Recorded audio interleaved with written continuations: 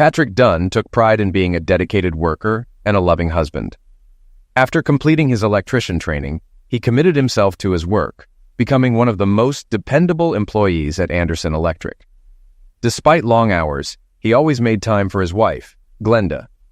Their 8-year marriage seemed strong, but recently Patrick noticed subtle changes in Glenda's behavior that left him uneasy. Glenda, a sociology professor, was always organized and ambitious. When she got the chance to attend seminars in Columbus, she was eager to go. Patrick offered to accompany her, but she insisted on going alone, citing the importance of the professional development opportunity and reminding him of their upcoming spring break vacation. Trusting her, Patrick agreed, though her insistence that he stay behind made him uneasy. Patrick arrived home around 6 p.m. on Wednesday, exhausted from a long day at work. He had stayed late to finish a wiring task, completing it sooner than expected, but leaving him sore. The quiet house reminded him that Glenda had left earlier for a 3-day seminar in Columbus. He had offered to take the day off to join her, but she had urged him to stay, reminding him of their upcoming cruise. The tickets, displayed on their sideboard, were a constant reminder of the trip ahead. As he entered, he noticed there was no message from Glenda confirming her safe arrival, which concerned him. He decided to call her, and she answered cheerfully after 2 rings, easing his worry. "I was just about to call you, Patrick. You must be reading my mind," she said, sounding happy. He heard the buzz of a crowd in the background, which didn't surprise him since the caller ID would have shown it was him. "You know I always read your thoughts. So, you arrived safely? How was the trip?" he joked. She laughed. "It went smoothly, thanks to the map you printed. The traffic was light, and I found the Sheraton without any trouble." "Anything for you, darling," Patrick said warmly. "I even thought about asking my boss for time off to join you." "No, you're not coming here," she quickly replied, her voice a bit sharp before softening. "We agreed to wait until spring break to go somewhere together." "Just teasing, Glenda." "I didn't ask him," Patrick responded, though her strong reaction troubled him. "I'll stay home and behave." "I'm glad to hear that. It's going to be a busy week with seminars. So, we wouldn't have much time together anyway," she said, sounding relieved. "Is there something you wanted to talk about?" Patrick asked. "Oh, I can't find my travel bag with my sewing kit and lint brush. Could you check the bedroom? If it's not there, maybe it's in the car trunk." "Sure, hang on," Patrick said, heading to the bedroom. He found the bag on the dresser and picked up the portable phone. "Found it.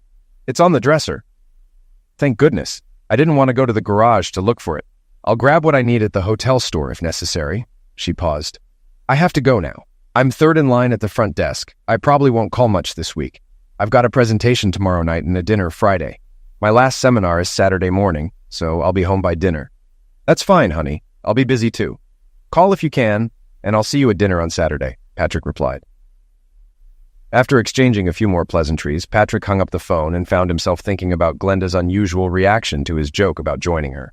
Lately, she'd been acting strangely, sometimes too quiet, other times overly accommodating.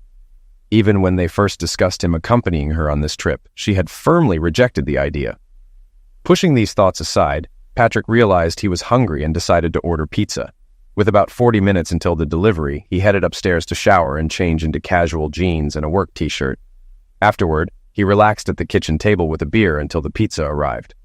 Although he knew he should cook something healthier, he didn't worry about it since his job kept him in shape, and Glenda wasn't around to disapprove. He planned to save the leftovers for lunch at work, where he could easily reheat them. Patrick spent the next hour watching the news, but his thoughts drifted back to Glenda and her recent behavior. Something had clearly changed in her over the past couple of months, and her strong rejection of his offer to join her on the trip bothered him. Glenda, a 35-year-old sociology professor, was a striking beauty with long, dark hair and dark eyes. She'd recently been hired at the local college, where she was proud to be a junior faculty member. She had mentioned her teaching assistant, Anthony, several times at the beginning of the semester, but hadn't talked about him in a while. In mid-November, Glenda brought up the seminars she wanted to attend during the break between semesters. Initially, she didn't mind Patrick joining her, but within 2 weeks, she was adamant about going alone, suggesting they plan a trip together for spring break instead. Patrick reluctantly agreed to her decision. They didn't talk much about the seminars over Christmas, and they enjoyed a wonderful holiday with family and friends. Patrick noticed some large envelopes with registration materials that Glenda quickly sent back. She seemed eager for the trip and even started packing days before the new year, which was typical of her organized nature. Around 8 p.m., Patrick returned to the bedroom, intending to continue reading a book he had left on the nightstand. He decided to put away the bag Glenda had mentioned earlier and noticed it was sitting on top of her diary, a book he thought she usually kept in her briefcase. In their 8 years of marriage, Patrick had rarely seen her diary since she kept it well hidden. She had made it clear early on that it was private, and they never discussed it again. He suspected she wrote in it at college or while he was at work. Curious, Patrick picked up the diary, touching it for the first time. It was a small red leather book with a brass lock. He wondered if it held the key to understanding Glenda's recent behavior. Instead of putting it back, he took it downstairs to the kitchen, where the light was better, and examined the lock more closely. The first thing Patrick noticed was that only about a third of the pages in the diary had been used. It seemed unlikely that this was Glenda's only diary. 8 years of notes wouldn't fill just a third of a book. He figured she must have older volumes stored somewhere, likely in her closet. Each of them had their own closet, and he had never gone into hers. He headed upstairs to their bedroom. After a few minutes of searching, he found a shoebox on the top shelf containing a stack of red leather journals. He took them back to the kitchen. All the diaries were the same, each with a small white circle on the spine numbered 1 through 6, except for the current one, which wasn't numbered. The word Coons was embossed on the back of each diary, which he recognized as the name of a local specialty store. The locks on all the diaries seemed identical, with no identifying marks, making him wonder if they used the same key. Patrick quickly checked the phone directory for Coons Specialties and called to see if they had any of the diaries in stock. A young woman confirmed they had 2 and that the store would be open until 10. Patrick decided to buy one, hoping to use the key to unlock Glenda's diaries. It was a risky move, but he knew picking the locks might ruin them, and Glenda would never forgive him for snooping. Half an hour later, Patrick was driving home with a new red leather diary, the key in his bag. It was expensive, nearly $60, but he didn't mind if it helped him understand what was bothering his wife. He could always gift her the new diary later. Patrick suspected she might be hiding an illness, as she had done once before when test results worried her. She had kept it to herself until she knew it wasn't serious. Another possibility was stress from work, perhaps conflicts with colleagues which she wouldn't share with him, preferring to handle work issues on her own. However, another darker possibility nagged at him. What if she was cheating on him?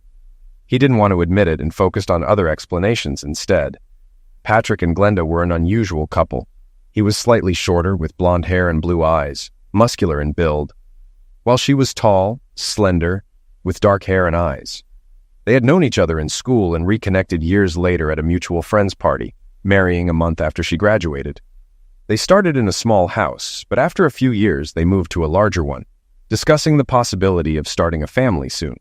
When Patrick got home, he wasn't sure if the key would fit the locks on Glenda's diaries. He found it in a small brown envelope inside the diary box. The key seemed tiny, and he wondered if he should have asked the store if all the locks were the same. He decided that if the key didn't work, he would drop the idea. If each lock was unique, he wasn't going to waste time hunting for the right key. 5 minutes after walking in, Patrick sat at the kitchen table with a stack of journals and a can of soda. Holding a small key, he stared at Glenda's most recent diary, knowing that if it fit, there was no turning back. He hesitated, worried about betraying her trust, but concern for her health and nagging doubts pushed him to unlock the diary. The key fit perfectly, and as he read the latest entry, his face turned pale and his eyes welled up. In shock, Patrick stood up, walked to the sink, and squeezed the soda can until it overflowed. Realizing his hand was sticky, he washed up and then carried the journals and key to the living room. He placed the books on the nightstand, turned on a lamp, and settled into his chair. He opened the 7th diary to the first page, determined to understand how everything had gone wrong. The first entry was dated early June, over 6 months ago.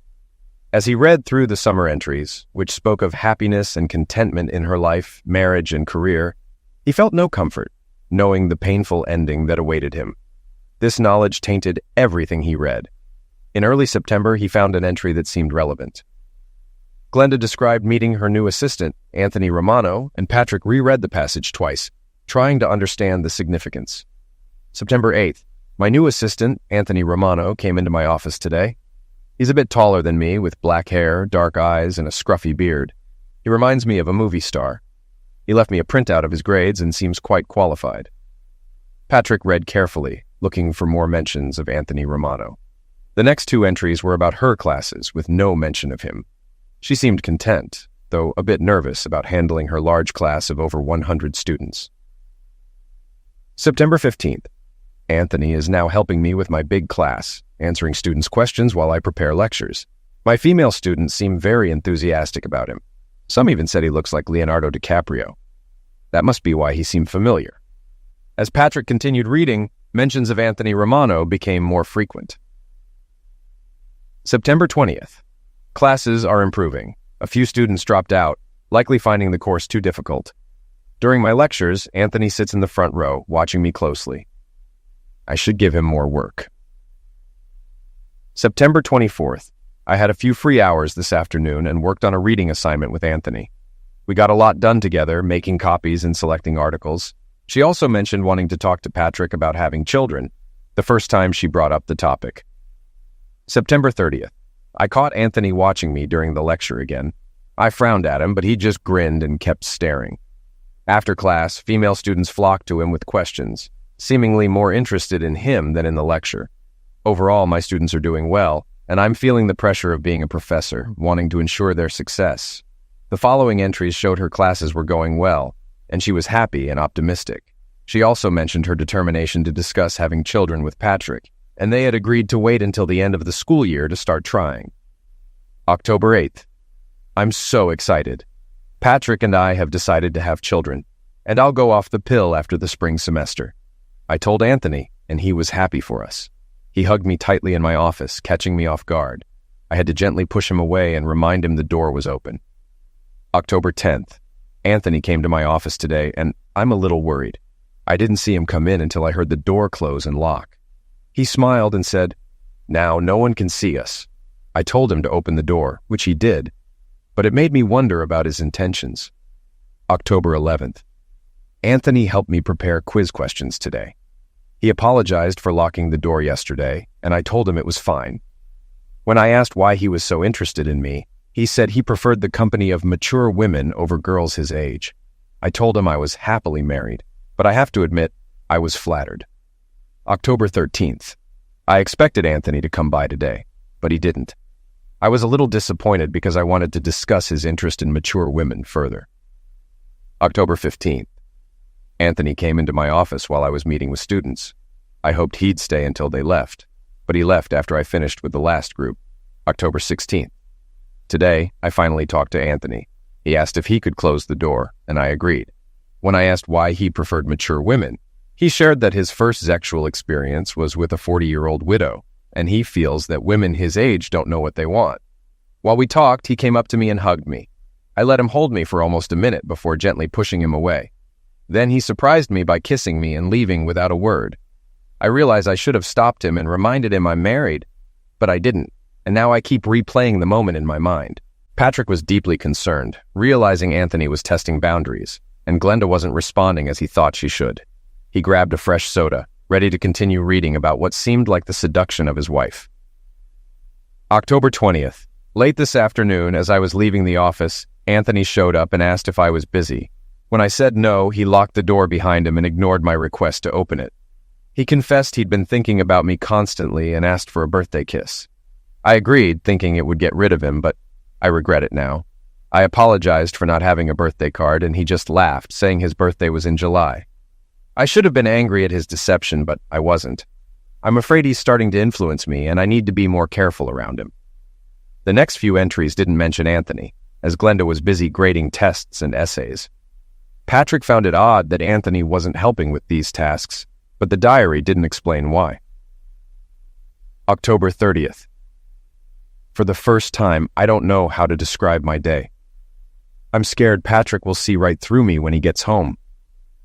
It started when Anthony came into my office this afternoon. I was reading and didn't hear him come in. He locked the door and I didn't say anything. He took my hands, lifted me from my chair, and started kissing me before I could react. I'm ashamed I didn't stop it. He smiled and said, "Don't try to say you didn't like it." I didn't respond, and he said, "I knew it." I told him to leave, but he just smiled and said he'd see me tomorrow. I know I'm not handling this situation well. Maybe I should talk to Patrick, but I'm afraid he won't like how I've let this happen. The worst part is, I find myself thinking about Anthony from time to time. Patrick read this entry 3 times, growing angrier each time, realizing how close he was to losing control if Anthony were in front of him. November 2nd. I think I've finally stopped worrying about Patrick figuring out what happened. That first evening was the hardest. Every time he looked at me, I was sure he would see right through me.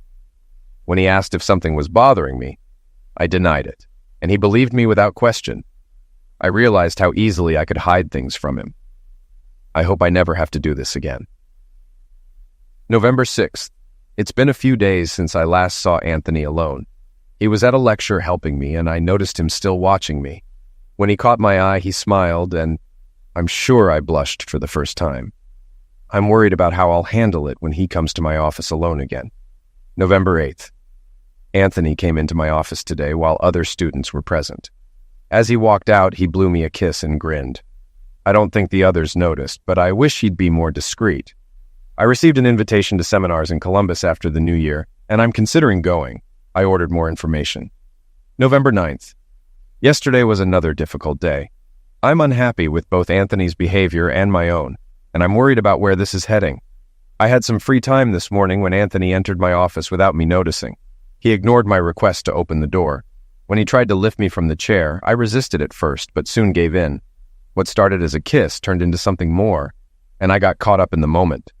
Afterward, I ran to the bathroom, upset and thinking about how angry Patrick would be if he found out. Anthony followed me in, said he wouldn't apologize, and hoped we could do it again. I couldn't bring myself to tell him no. Surprisingly, I managed to act normal with Patrick when he got home, even though I was still affected by what had happened. We made love, and it was as good as ever, which made me wonder if I was trying to prove something to myself.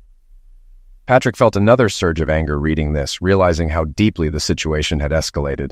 He continued reading, noticing no mention of Anthony for the rest of the week. Glenda seemed focused on the semester ending. November 17th. I don't know what's wrong with me. Anthony has a power over me that I never expected. He came into my office today and I told him we needed to talk about what happened last time. I explained that it was wrong, reminding him that I'm happily married and that my career could be at risk. He just smiled and nodded. Then, he asked if I wanted to lock the door or if he should do it. I was speechless and he went ahead and locked it. We've crossed a dangerous line, and I'm torn. Part of me knows I should stop him, but another part feels we haven't done anything truly terrible. I can never tell Patrick, but at least no one can see into my office. This happened just an hour ago, and I'm still feeling euphoric. I hope I can compose myself before I see Patrick. This entry was tough for Patrick to read. It was clear things were spiraling out of control. He realized he didn't know his wife as well as he thought, and resolved to read all her diaries, no matter how long it took. He checked the time, already 2 a.m., but he couldn't stop. Before continuing, he called his office to take the next day off. He knew his life had changed forever. Where there was once love and dreams of the future, there was now cold emptiness and growing anger. He took a break to use the bathroom and grabbed another soda from the kitchen. Despite the late hour, he didn't feel tired, his mind racing to process everything he was reading. He checked his watch again, realizing it had only been 8 hours since he last spoke with Glenda, when his suspicions first began to arise. November 22nd. Anthony came to my office today, but I kept the table between us. He didn't try to lock the door or make any advances. I felt so guilty lately that I couldn't let him touch me. I think he sensed my determination to stay on track. I hope I can keep this up. The next few days didn't mention Anthony. Glenda felt optimistic as the semester was ending, with just a couple of weeks left. November 23rd. I told Patrick about the workshops, and he was supportive, even offering to take time off to join me. I'll need to think about this. We could find things to do when I'm not in class.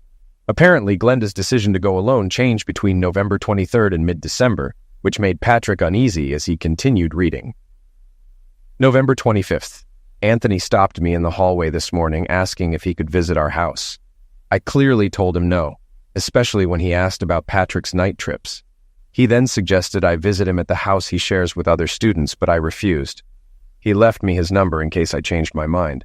I mentioned the seminars, and he seemed very interested, even though they're for teachers only. November 30th. Yesterday was tough to write about. I feel like I've lost myself. I barely slept, and Patrick noticed something was off. I've been fantasizing about Anthony lately, even though I don't have feelings for him. When he came to my office today, He helped me finish exam prep quickly. Then, he announced he was locking the door, and I couldn't stop him.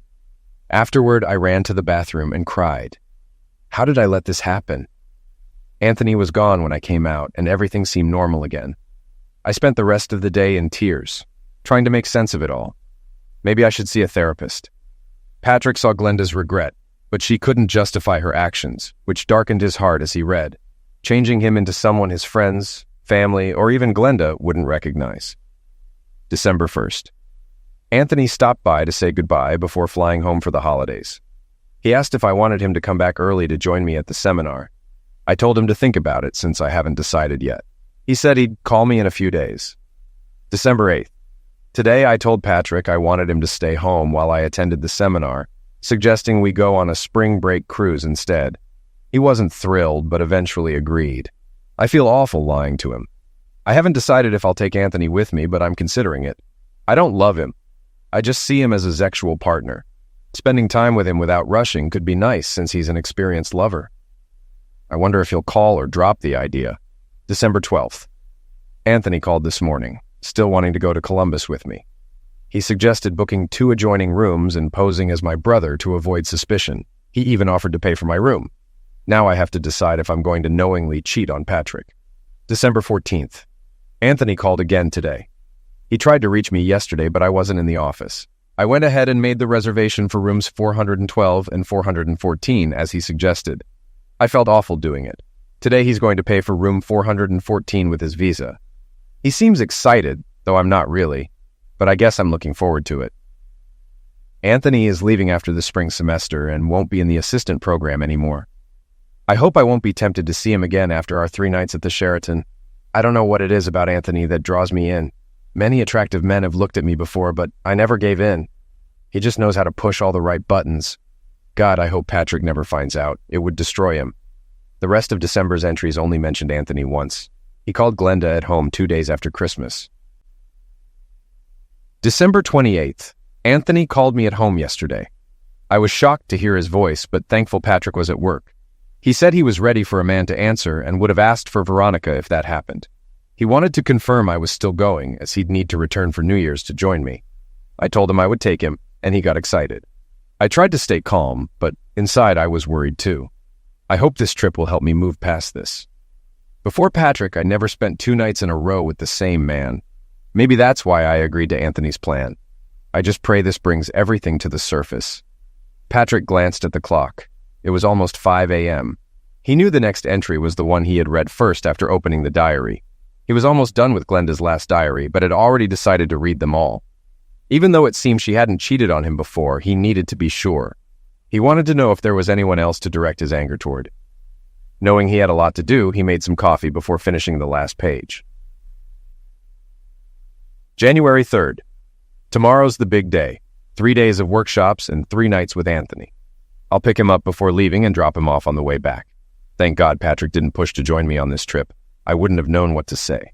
Patrick even found a map online to help me navigate. I checked the mall near the Sheraton and saw there's a Victoria's Secret. I might buy some sexy outfits for Anthony and then wash them before wearing them for Patrick. It feels wrong, but he'll never know.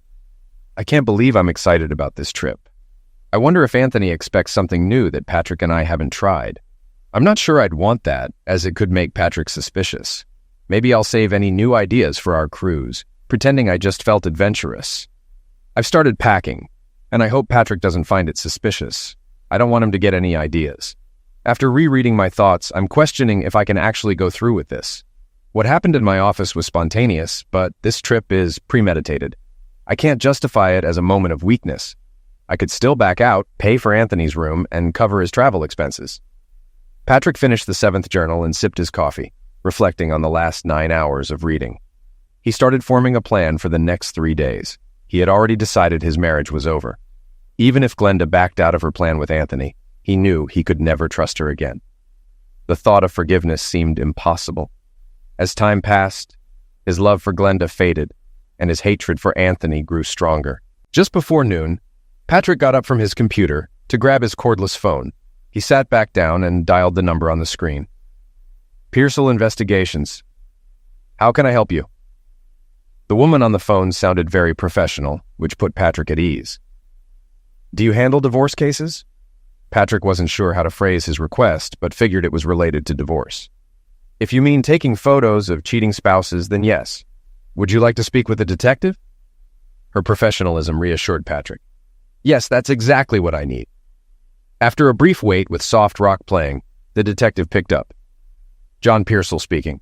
You're looking for evidence for a divorce? How can I assist? Patrick, feeling comfortable, explained. I think my wife is cheating on me with a man at the Sheraton Hotel near the airport. I need photographic evidence and want to know the cost. Sheraton Hotels, got it. Is this happening now? What time frame are we looking at? My wife is there now, staying until Saturday morning. She's in room 412 and the man is in 414. They were there last night, but I didn't decide what to do until this morning. She's attending seminars and he just joined her. John chuckled at the unintentional pun before saying, I'll need a few more details and we'll discuss the type of surveillance you need. Could you provide their names and descriptions? Patrick described his wife and offered to email a photo, but preferred not to waste time. He also provided Anthony's name and a vague description from his wife's diary. It's straightforward, Mr. Dunn. We can install cameras in their rooms this afternoon and leave them until they check out. It only takes a few minutes, and I have a contact at the Sheraton who allows us to enter rooms for a fixed fee per entry. If you only need photographic evidence, the flat fee would be $800. You mentioned cameras. Would it be cheaper with just one? I only need proof they were together. I'd like the photos by tomorrow evening. We need cameras in both rooms since we don't know which one they'll use. The cost is fair given the quality of our equipment and expenses.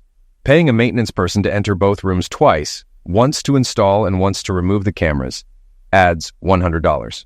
Sorry, I didn't think about that. I've never done this before. Do you need payment up front? I can pay by credit card on your site. Using the website is fine. When filling out the form, use case number 1N372A to help our accountants. Once I see your payment, I'll install the cameras and create a DVD with the footage. I'll need your name and address for shipping. Mailing the DVD wouldn't be helpful to Patrick, so he asked, Could you hold on to the DVD until I contact you? Right now, I just need photos that confirm they met there. Nothing explicit, just clear evidence of the affair. You could email them to me tomorrow, and I'll print them. Sure thing, Mr. Dunn. I can take stills from the video. The DVD will stay on file until you need it. Patrick provided his phone number and paid by credit card while on the call. The detective confirmed payment and promised to start installing the cameras right away. Satisfied, Patrick finally gave in to his exhaustion and fell asleep on the sofa. He woke up in the late afternoon, feeling somewhat refreshed and hungry. After eating leftover pizza, he started reading Glenda's first diary. This time he read quickly, without needing to reread or dwell on the content. Just as he finished the first volume, Glenda called around 10 p.m. They spoke comfortably, both hiding their secrets. After the call, Patrick realized that just as he was hiding his plans, Glenda was likely doing the same. He wondered if he could ever feel normal again. Before starting the second diary, he reviewed his plans for Friday. He needed to visit the bank and take care of financial matters. He had already quit his job at Anderson Electric and planned to pick up his final paycheck the next day. By 1 a.m., he finished the second volume, but it took longer because his thoughts kept drifting to what might be happening at the Sheraton Hotel. Exhausted, he decided to get a few hours of sleep on the couch, not wanting to sleep in the bed he shared with Glenda. Surprisingly, he slept well and woke up around 7 a.m., feeling rested. After a quick breakfast, he resumed reading, finishing the third and fourth volumes by midday. He then set the journals aside and tackled his to-do list. First, he went to Anderson Electric to pick up his last paycheck and clear out his locker.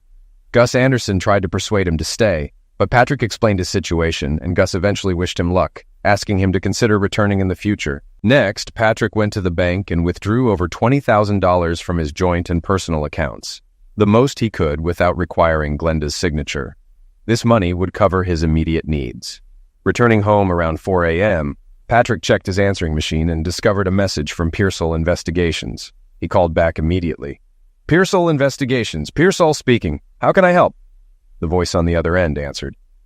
This is Patrick Dunn returning your call, Patrick said. Were you able to install the cameras and get any results? Pearsall asked. Yes, Mr. Dunn. We installed the cameras yesterday afternoon and captured footage around noon today. Both rooms were empty when we set up, so it went smoothly, Pearsall explained. Patrick hesitated, then asked, Was there anything on the tape? Patrick, your suspicions have been confirmed. We have all the evidence you need for a divorce. They spent the night in your wife's room. I've transferred the footage to a DVD, and it's ready for you to pick up whenever you want. I also have the 3 stills from the video ready to email if you still need them, Pearsall revealed. Tears welled up in Patrick's eyes, catching him off guard. Despite everything he had read, knowing there was visual evidence made it painfully real. Yes, please email the photos. Thank you, Mr. Pearsall, Patrick managed to say. With everything paid in full, our business is complete, Pearsall stated. Thank you. The payment is covered, Patrick confirmed. Are you sure everything's okay? You sound different from yesterday. These situations are often very emotional, and I'm a bit concerned, Pearsall expressed concern. Patrick, keeping his emotions in check but with a slight edge in his voice, replied, I'm fine, thank you. I'll reach out if I need anything else. Your lawyer might need a copy of the DVD if you pursue divorce for infidelity. We'll keep it on file for a year or until you instruct otherwise. Therapy can help in situations like this.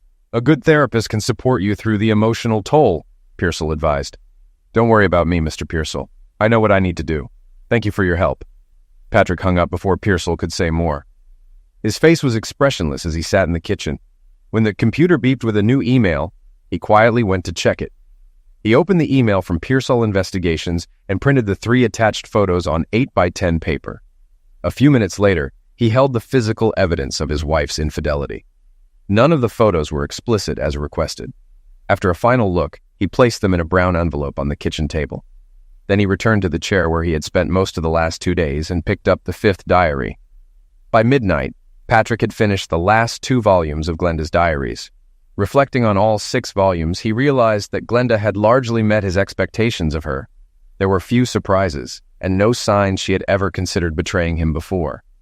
He discovered small secrets that helped him understand past situations, noting her deep insecurities and lack of self-confidence. One thing stood out: her clear, deep love for him, which made her actions with Anthony even more bewildering to Patrick. The real surprise for Patrick was discovering that their meeting at the birthday party years ago hadn't been accidental. When Glenda heard that the birthday boy knew Patrick, she became excited and asked for him to be invited. The rest was history. Reading the diaries kept Patrick so engrossed that he didn't notice Glenda hadn't called, and by then he was very hungry. As he made a sandwich and drink, his mind was consumed with thoughts of Glenda and Anthony from the night before. These dark thoughts only strengthened his resolve to follow through with his plans. Whether due to the late meal or the images of Glenda and Anthony flashing before his eyes every time he closed them, he slept fitfully. A little after 7 in the morning, he gave up on sleep and began the day he had been preparing for. He had a lot to do and decided to start early. At 8:30 a.m., he called his brother Samuel, his only close relative. Though they weren't at odds, they rarely saw each other outside of Christmas. Samuel seemed surprised by Patrick's plan to visit that morning, but fortunately his family had no other plans. Patrick stayed busy until he arrived at Samuel's house a little after 10 a.m. Knowing the kids would be eager to return to their activities, Patrick called them into the kitchen where he sat with Samuel while Mary made coffee. Knowing they planned a Disneyland trip for spring break, Patrick gave each child a $100 bill for pocket money. They were thrilled and hugged him in thanks. "You didn't have to do that, Patrick," Samuel said, "but it sure made their day. What's going on? Did you win the lottery?" Patrick forced a small smile. "No, nothing like that. I just felt generous."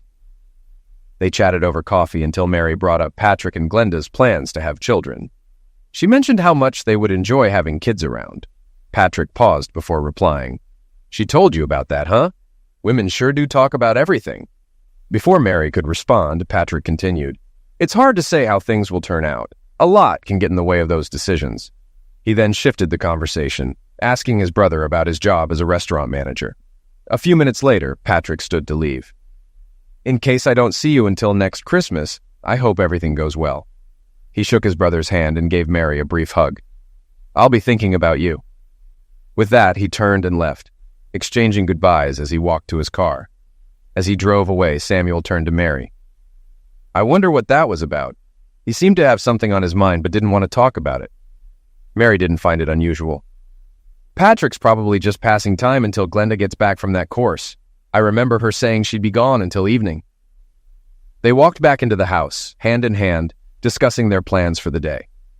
Just before 6 p.m., Glenda Dunn arrived home, surprised to see Patrick's car was gone. Entering the kitchen, she was confused by the silence, as she had planned to meet him right away. Although disappointed, she realized the empty house would give her time to unpack and do laundry.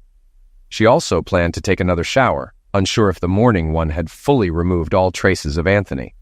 As she passed the kitchen table, she noticed a note held down by a salt shaker. It was from Patrick. "Glenda, Gus called this morning needing help at the Ville Center. I agreed to step in as a senior foreman. I'll be back tomorrow afternoon. Patrick."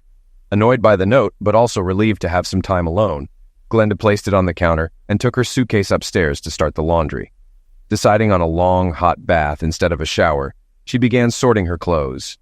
As she carried the laundry basket to the bedroom door, she noticed her diary on top of the tall dresser. She remembered leaving it there with the emergency bag on Wednesday and was relieved it was untouched. She had planned to update it during the trip but had forgotten. While the laundry was running, she decided to catch up on her diary before taking her bath.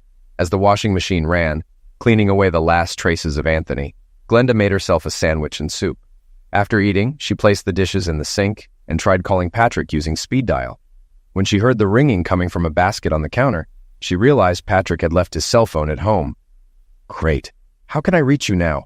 she muttered to herself, then returned to the kitchen table and opened her diary.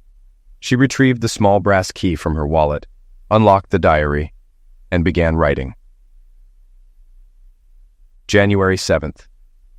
Dear Diary, the most intense 4 days of my life are over, and I want to capture everything. Some of it won't be easy to write, but it's necessary. When I picked Anthony up, it was clear he was eager for the trip. He kept trying to touch me during the drive, which irritated me until we got on the highway. As we drove further, I relaxed and began to enjoy his attention. When we arrived, we stopped at the mall before heading to the Sheraton. While he went to the pharmacy, I went to Victoria's Secret. He joined me before I could finish shopping and made several suggestions. I bought one set he liked and 2 I chose. The set he picked was tacky, and after wearing it Wednesday night, I threw it away in the trash before we checked out. I also discarded 2 other lingerie sets because I didn't want anything to remind me of our nights at the Sheraton. I know I can't erase all the memories, but I'll try. Glenda continued writing in her diary, her emotions growing as she recounted the past few days. She wrote about how her feelings for Anthony had changed, and how she started thinking about Patrick more. She realized the difference between sex and love, especially after the first night. On Friday morning, she told Anthony through a locked door not to come to her room again. She was relieved to see him with another woman, knowing she wouldn't have to deal with him that night. She also planned how to make amends with Patrick. After finishing, Glenda used her pen as a bookmark, left the diary on the table, and went upstairs to prepare a bath, bringing a cordless phone in case Patrick called. Once the bath was ready, she added bath oil, lit candles, and relaxed in the warm water. She nearly fell asleep, but suddenly felt like she was being watched. She opened her eyes and looked toward the bedroom, but no one was there. She resumed relaxing, thinking about how to make up for her affair. An hour later, feeling refreshed, Glenda returned to the kitchen, put the clothes in the dryer, and sat down to reread her diary entry. She was momentarily confused when she couldn't find her pen, but then noticed it on the counter near the wicker basket. She retrieved the pen, opened the diary, and began reading. On Sunday morning, Glenda woke up ready for a fresh start. She cleaned the house, showered, and dressed in an outfit she knew Patrick liked. By noon, she was at the kitchen table with a cup of coffee, a roast beef cooking in the oven. Her thoughts were interrupted by a knock at the door. To her surprise, 2 large men stood there. One, a young uniformed officer with his hand on his holstered pistol. The other, an older man in a suit, holding out his police ID. "I'm Detective Rankin, and this is Officer Reynolds. We're from the Springfield Police Department looking for Patrick Dunn. Is he home?" Glenda, relieved, quickly replied, "Patrick is at work. I was worried something happened when I saw you. I'm his wife. Maybe I can help?" The men exchanged glances before the detective said, "Maybe we should come in. It's chilly out here." "Of course." "Come in," Glenda said, leading them into the kitchen. She asked, "Why are you looking for Patrick? He's never been in trouble." The detective replied, "We received a homicide report this morning. The call was traced to your husband's phone. We're working with his carrier to pinpoint his location when the call was made." Relief returned to Glenda's face. "There must be a mistake. I tried calling Patrick last night and found his phone here at home, in that basket." She pointed to the wicker basket on the counter. The detective, skeptical, asked, "Can I check his phone?" He walked to the basket, looked through it, and then returned to the table. "I don't see a phone here, Mrs. Dunn. Are you sure you're not confusing it with another day?" Glenda's face displayed shock as she realized the basket was truly empty. She quickly approached the basket's location and looked around, although it was obvious there was nothing else on the counter. "I don't get it. His phone was right here when I tried to call him last night." She glanced between the officer and the detective, clearly distressed and anxious. "Well, I can't explain why the phone wasn't in the basket where you said it should be, Mrs. Dunn. Obviously, I have to believe that the call traced to your husband's phone was indeed made from that phone." The detective opened his briefcase and jotted down a few notes before continuing. "Does your husband know a Mr. Anthony Romano?" At the mention of the name, Glenda looked even more surprised, her face paling for a moment. "I know Anthony Romano, but my husband doesn't. Anthony was my teaching assistant last semester." The men exchanged looks before the detective asked, "So there's no reason your husband would have an issue with Mr. Romano? Are you sure he didn't know him?"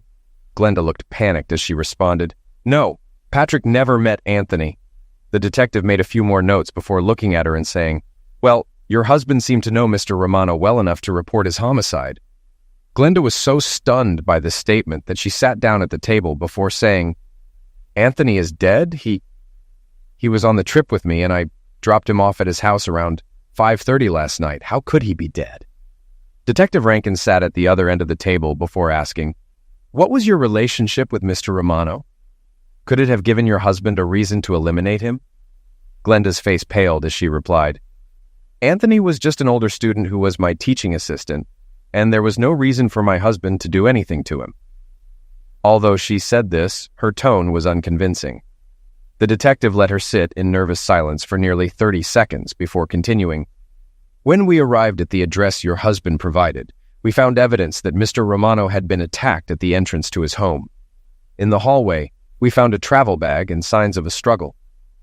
Glenda began to quietly cry as the detective described the scene at Anthony's house. The estimated time of end of life was between 6 o'clock and 8 p.m. yesterday.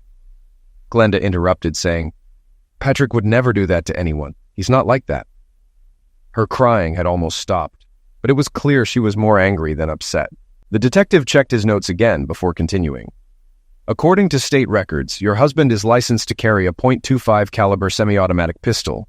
One of the bullets that struck Mr. Romano was recovered from the chair he was tied to, and our technicians have preliminarily identified it as a .25 caliber bullet. The question of motive also remains." Detective Rankin took 3 photocopies from his briefcase and placed them on the table in front of Glenda. These are copies of 3 photographs found at the crime scene. Their location on the table next to Mr. Romano suggests he was shown these photographs before his end of life. "I think you haven't been completely honest with me about your relationship with Anthony Romano or your husband's interest in him." Glenda picked up the 3 photocopies and looked at them in shock as the detective spoke. Realizing what was in the photographs, she began to cry even harder, saying, "No, Patrick couldn't have known." The detective was about to continue when he received a call on his cell phone. He spoke very little during the 3-minute conversation, mostly taking notes. Glenda sat quietly, crying into her hands. When he finished the call, the detective looked at Glenda. "Your husband's call was traced to Windsor, Ontario. The local police found his phone along with his credit cards and a .25 caliber pistol registered to him in a trash bin in the Walmart parking lot. There was no sign of him or his car, although his car's license plates were also found in the trash bin. They think he may have stolen a license plate from another vehicle in the parking lot to blend in with Ontario traffic." This news brought no comfort to Glenda, and she continued to cry, inconsolably. After watching her for a few minutes, the detective pulled out another photocopy from his briefcase and placed it in front of her. It was a copy of a photograph of a small brass key next to a ruler. "This key was found at the scene. We don't know what it unlocks. Do you recognize it?" Glenda looked at the photo, then quickly grabbed her wallet. After a few seconds, she pulled out the diary key and held it next to the photo. Realizing they were identical, she completely lost her composure, sinking into a chair. The only words she could manage were, "Diary, Patrick." The 2 men stayed with Glenda for almost 15 minutes, waiting for her to calm down. They managed to convince her to call someone to come and be with her. When her sister confirmed she'd arrive within a few minutes, the detectives finally left. As Officer Reynolds walked to their car, he asked, "Do you think he'll be caught quickly?" Detective Rankin replied, It depends on how well he can hide in the next couple of weeks. He hasn't committed any crimes in Canada, so I'm not sure how actively the local police will look for him. It's not like he's a serial butcher. If he can keep a low profile, the longer he's free, the less likely he is to be caught. If he's still at large in 6 months, we may have to request TV coverage of the case. Some of those most wanted shows are pretty effective. Officer Reynolds considered this for a few seconds before asking another question. What do you think about her story with the cell phone? It seemed like she really believed the phone was there yesterday. Yes, I agree. I don't think she was lying or confused. I suspect he returned home, but for some reason didn't follow through with his intentions. He probably saw the phone and decided to take it with him. The young officer looked puzzled. But if he was home, why didn't he let her know? It seems strange he just came back for the phone. Detective Rankin stopped and looked at the junior officer. Think about it. Patrick Dunn had just liquidated her lover and was returning home. The only reason I can think of for him to return is to eliminate her too, and maybe himself. I don't know what changed his mind, but I don't believe for a second that he just went back for the phone.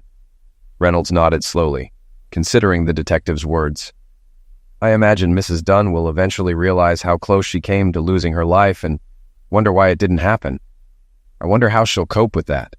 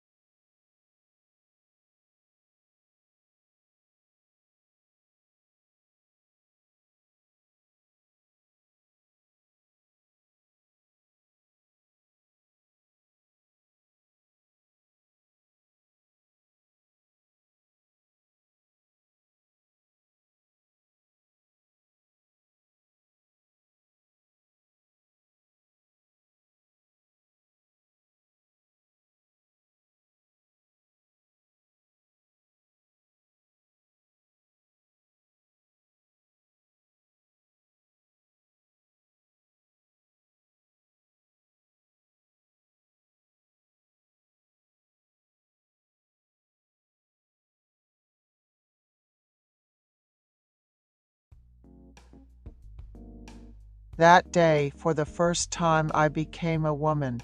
A sensation that I had never felt from my husband awakened. And it was so strange to be able to feel this way. When we were alone, I asked my son-in-law to call me by my name. Like and subscribe, please. Come quickly and eat. I always call my son-in-law in a pleasant voice. I have many wrinkles and sagging skin on my face, but I try to look pretty as a woman. It might seem absurd, but I want to do that. I am over the age of 60. I am a university professor, and I don't have much time left to stand on the podium. I have a daughter who has gone abroad for her study, and I live with my son-in-law. My husband has been gone for over 5 years. My husband was a very weak person, so he didn't come to my room at night a few times a year. I didn't have any complaints because I didn't have any desire for my husband. My husband and I used separate rooms. For 10 years before my husband went to heaven, he never came to my room at night. But I had no complaints. I just thought everyone lived like that. My son-in-law is handsome and has a good figure. He is tall and muscular. He is a good student and writes several papers a year. But I don't know how he finds time to exercise. I've known my son-in-law since he was young. He is the son of my colleague and friend. So my daughter and son-in-law saw each other from time to time from an early age, and they continued to meet as adults and eventually got married. My son-in-law is a person who treats my strong-willed daughter very kindly. I don't know if I taught my daughter wrong, but sometimes she was rude to her son-in-law. But my son-in-law never frowned at his wife. We live in a spacious two-story house, where I lived with my husband, with my daughter and son-in-law, living on the first floor, and we lived on the second floor. When my daughter got married and started living on the first floor, we made a separate entrance on the second floor. It was to respect the privacy of my daughter's family. After our daughter went abroad to study, my son-in-law and I lived in the same house but on different floors, which allowed us to maintain our privacy. A few months ago, something happened that shook our peaceful routine. I had finished lecturing at the school and was in the middle of grading student papers in my office, when an old high school friend called me. We'd occasionally see each other at reunions, but since I'd turned 50, I hadn't been able to attend as often. So it had been nearly 10 years since we last met. This friend owned a restaurant not too far from our house. They invited me for dinner, and I accepted. As we were dining and catching up, my friend hesitantly brought up a shocking piece of news. They believed that my son-in-law was having an affair. According to them, they had seen my son-in-law entering a motel next to their restaurant with another woman. A motel? I asked, perplexed. My friend then confirmed what they had seen my son-in-law entering the motel in the afternoon with a woman and not leaving until the evening. My heart sank, but I tried to remain calm. I asked my friend to keep this conversation a secret, and they reassured me, I met up with you to keep it a secret. Don't you understand? I felt relieved. Returning home, I was in a daze for a while. Could my son-in-law, who was so kind and caring to my daughter, be unfaithful? But, given his young age and the fact that he's been living apart from his wife, perhaps he couldn't contain his vigor. These thoughts crossed my mind, and I also hoped that my friend was mistaken.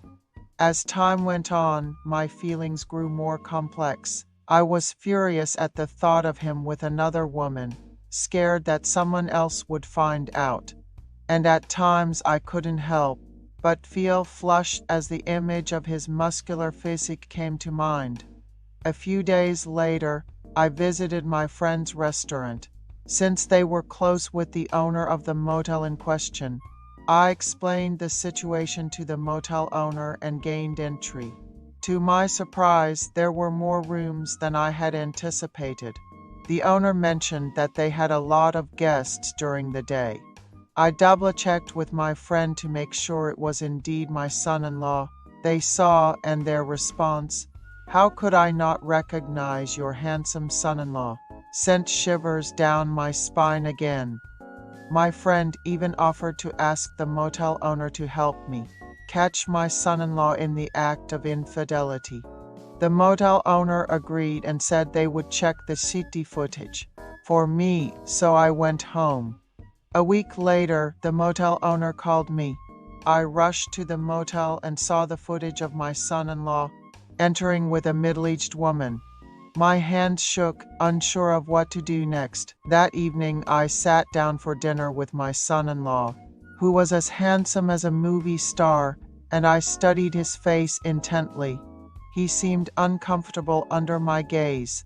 I asked him directly if he had ever been to that motel. He was visibly startled and unable to respond. "It's all right. You can tell me," I encouraged. He nodded in admission, though I trembled with a sense of betrayal. I maintained my composure and said, "The woman you entered the motel with looked to be of considerable age." My son-in-law hung his head. I told him that I needed time to think and said nothing more, waiting. After a long pause, he lifted his head and shared something astonishing. He confessed to having a fantasy about older women, as old as his mother, since he was young, and the most beautiful of his mother's friends had always been me. He even suggested that this might be why he married my daughter. I was stunned. Then he revealed more. He had met a middle-aged woman who resembled me, and they had been visiting the motel together. I apologized to my son-in-law. Words of remorse spilled out without thought.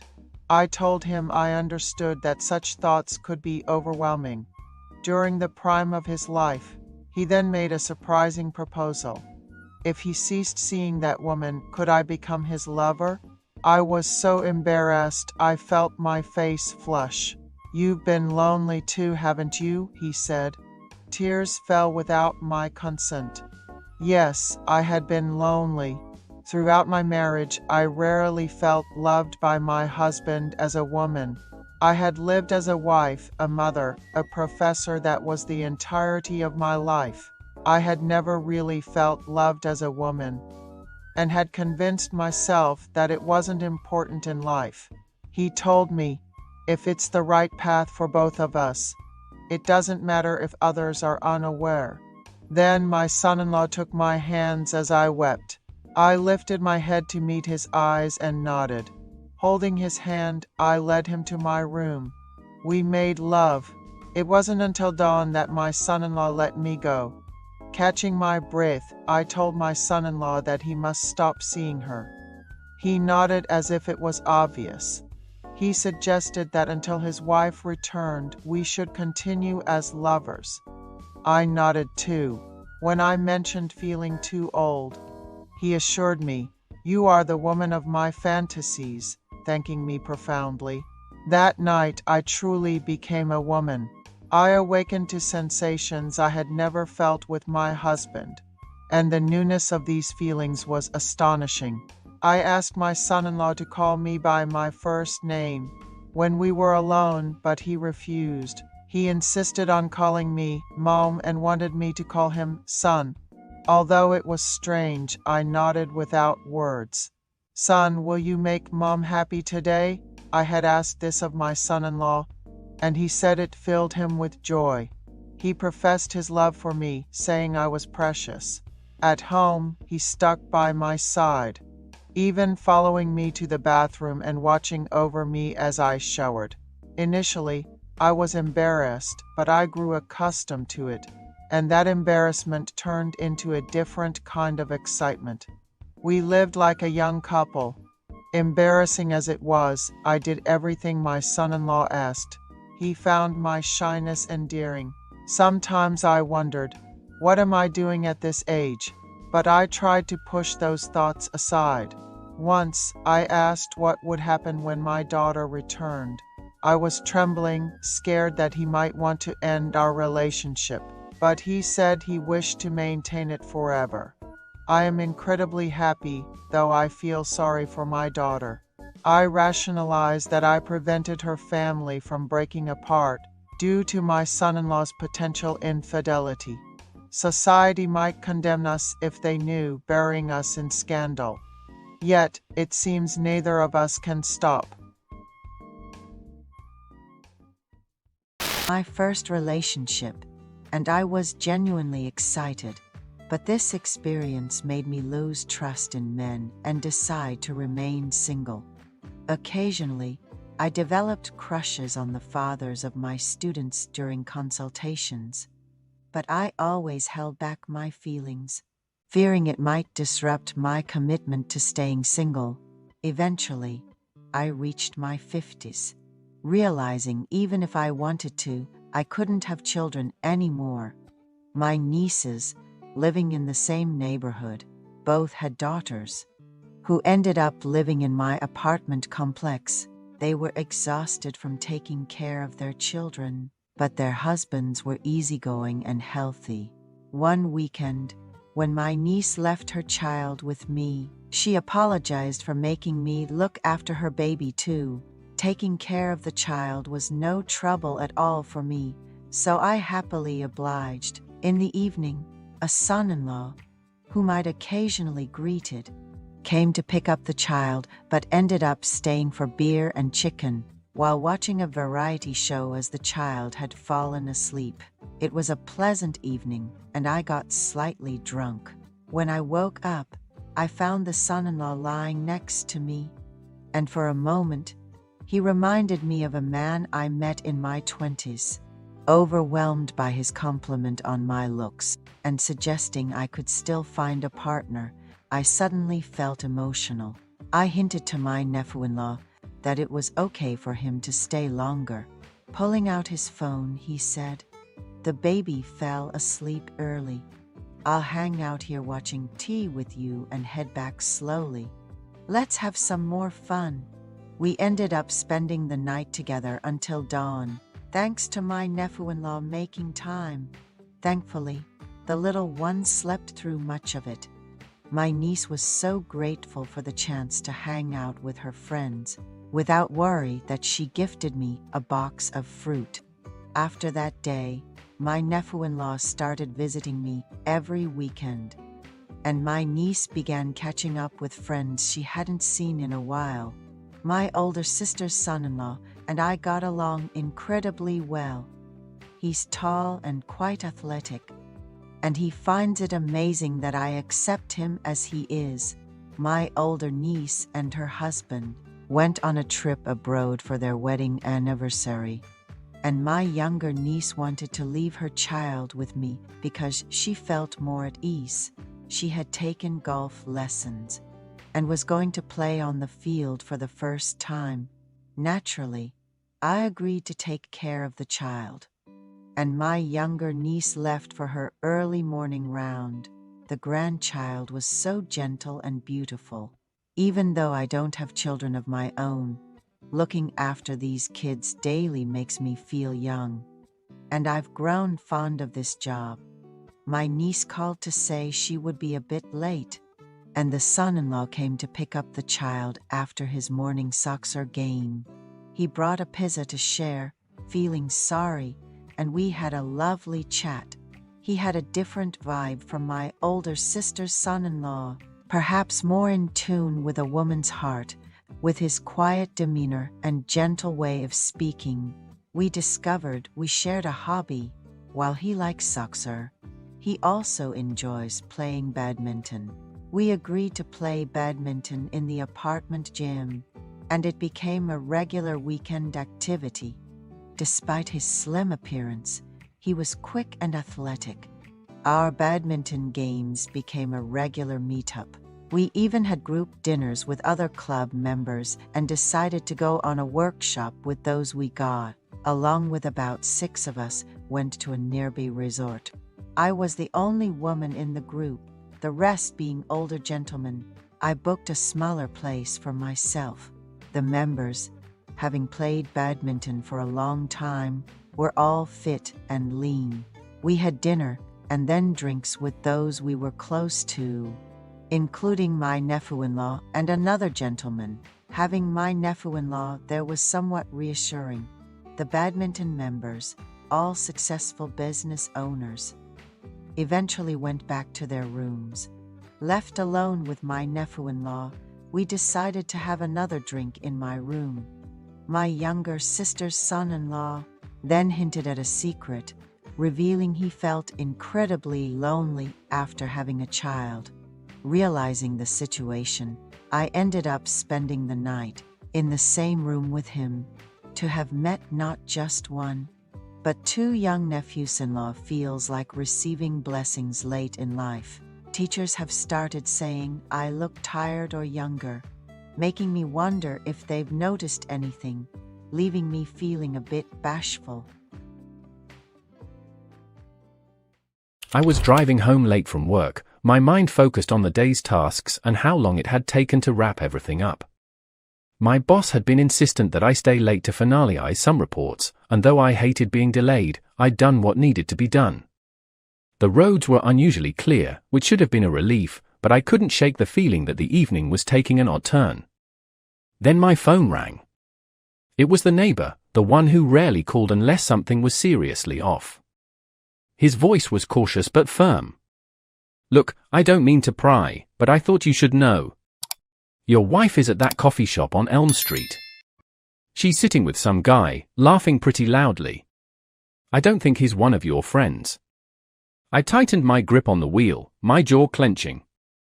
"Thanks for letting me know," I said flatly before hanging up. That conversation replayed in my head as I pressed harder on the gas, my patience thinning by the second. By the time I reached home, the house was dark, and her car wasn't in the driveway. I parked and sat for a moment, scanning for any sign of her return. Nothing. I tried calling her, twice. No answer. Frustration simmered as I debated whether to call the neighbor back and ask for more details. Before I could act, headlights cut through the darkness. A sleek, unfamiliar car pulled into our driveway. She stepped out, looking slightly flustered but composed, and walked toward the house. The moment she stepped inside, I didn't waste time. "Where the hell have you been?" I asked, my voice firm but measured. She seemed taken aback, her eyes darting toward me. "Relax," she said, dropping her bag on the counter. "It's been a long day." "Don't give me that," I shot back. "You weren't answering your phone. And then there's the coffee shop incident. What was that about?" She sighed and ran a hand through her hair. "All right, listen. There's this guy at work, you know, the annoying one I've mentioned? He's been pestering me lately. Today, he asked for my address, said he wanted to drop something off. I turned him down. Apparently, he didn't like that because next thing I know, he's whining to the boss. And guess what? The boss took his side. I got fired." Her words hung in the air for a moment. "Fired?" I repeated, my tone sharper now. "And what about the coffee shop? Why were you there?" She held up a hand. "I'm getting to that. I went with my friend and her boyfriend to," she paused. "Celebrate my newfound unemployment, I guess." She stepped away for a moment, and that's probably when your neighbor saw me with her boyfriend. Nothing shady. I crossed my arms, unimpressed. "And you didn't think to explain this earlier?" She shrugged. "I needed to cool off first." "Cool off?" "We're not exactly in a position to lose your income right now," I snapped. "There are bills to pay, responsibilities." "You're telling me you've got no backup plan?" She hesitated. Well, she started, and I could tell I wasn't going to like what followed. My friend's boyfriend said he might have a job for me. He didn't give details, but he's willing to come by and discuss it. I shook my head, already regretting where this was going. "Let me get this straight," I said slowly. "Some random guy is going to come into my house to offer you a job? Is this the best option we have?" She met my gaze, her expression firm. Right now, it's the only option. Unless you've got a better idea, we don't have much choice. I hated the logic in her words, but she wasn't wrong. Reluctantly, I nodded. Fine. Let's see what he has to say. That evening, after we had spent hours cleaning up the house and preparing the grill, I was finally starting to feel a sense of order. The yard was immaculate, the grill was ready to fire up, and I'd even managed to grab a cold beer before relaxing for a moment. My wife seemed a little distracted as she set the table, but I chalked it up to the stress of the day. Just as I leaned back to enjoy the brief calm, the doorbell rang, breaking the silence. I had no idea that what waited on the other side of the door would ruin my evening entirely. When I opened the door, I immediately regretted it. Standing there was my wife's friend, a woman who had a knack for stirring up trouble wherever she went. She was wearing one of her usual attention-grabbing outfits, leather miniskirt, pink tights, and a crop top that seemed more suited for a nightclub than a friendly visit. But it wasn't just her appearance that threw me off. Standing next to her was a man who looked like he'd stepped out of a luxury magazine, clad in a tailored suit that probably cost more than my entire wardrobe. The contrast between the two was jarring, to say the least. Before I could say anything, they barged in as if they owned the place. I watched in silent irritation as the man gave the room a quick glance and muttered under his breath, "Looks like a dump." That was the last straw. I stepped forward and said, "What did you just say about my house?" He blinked, clearly startled, before backtracking. "Oh, nothing," he said smoothly. "Just thinking out loud." My mistake. He offered his hand, and I shook it firmly, making sure he understood I wasn't one to be disrespected in my own home. Despite my irritation, I allowed them to stay. My wife seemed eager for this meeting, and I didn't want to make a scene, yet. As we all sat down, the man began to talk about the supposed job opportunity he had in mind. He had a way of speaking that was both vague and overly confident. Every time I pressed for details, job responsibilities, location, anything tangible, he deflected, focusing instead on how lucrative the position could be. "It's not hard work," he said with a grin. "But it's crucial that you pay attention to the details. That's where the money is." As he spoke, I couldn't help but notice how his eyes wandered, not to me, not even around the room, but directly to my wife's chest. I felt my fists clench under the table, but I kept my composure. She either didn't notice or pretended not to, and I decided it wasn't the right moment to call him out. Still, it was infuriating. I stayed quiet, letting him continue his pitch, though my patience was wearing thin. My wife's friend, meanwhile, added nothing of value to the conversation. She giggled at every other sentence he spoke, clearly smitten with his charm and expensive suit. If anything, her presence made the situation more unbearable. I wondered why my wife tolerated someone like her, someone who seemed to bring chaos wherever she went. But I pushed those thoughts aside, focusing on getting through this absurd meeting. After what felt like an eternity of vague promises and evasive answers, the man finally pulled out a small card. It wasn't even a proper business card, just a piece of paper with a phone number scrawled on it in pen. "Here's my number," he said, sliding it across the table. "Think it over this weekend. If you're interested, come by on Monday, and we'll get started." I glanced at the card but didn't touch it. "We'll think about it," I said, my tone making it clear that I wasn't sold on the idea. He stood, adjusting his expensive suit, and flashed a practiced smile. "Good. I'll be expecting your call." With that, he and my wife's friend made their exit, leaving the house quieter but far tenser than before. I didn't say anything immediately, letting the silence stretch as I stared at the card on the table. The oddest thing about the evening wasn't the awkward company or the vague job pitch, it was the fact that neither of them touched the food. My wife and I had put effort into the spread, grilling meats to perfection and preparing sides that always received compliments. Friends and family alike praised our cooking, but these two acted as though the food didn't exist.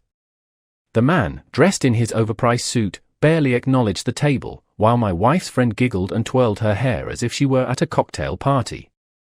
Their behavior only deepened my irritation. As the night wound down and the house finally quieted, I couldn't hold my tongue any longer. I turned to my wife, who was tidying up the kitchen, and said, "That guy isn't the right choice for you. He barely gave any details about the job, and he couldn't stop staring at your chest the whole time. Plus, your friend, she's a walking disaster. Nothing good comes from her ideas." My wife looked up sharply, her expression already defensive. "What do you want me to do?" she snapped, her voice rising. "Do you think we have a line of better options? The mortgage is due next month. Sure, we can cover this one, but what about the next? We need another income, and fast." Her words came out like a volley of accusations, each one landing harder than the last. I held my ground, refusing to be swayed by her frustration. "We'll figure something out," I said firmly. "But taking a job from some shady guy who refuses to explain what you'll be doing? That's not the solution. Especially with your friend involved. You're smarter than this." She bristled at my comment, her eyes narrowing. "Smarter," she repeated, her voice now a shout. "Do you think I'm stupid? That I'm going to fall for some scam or ruin everything?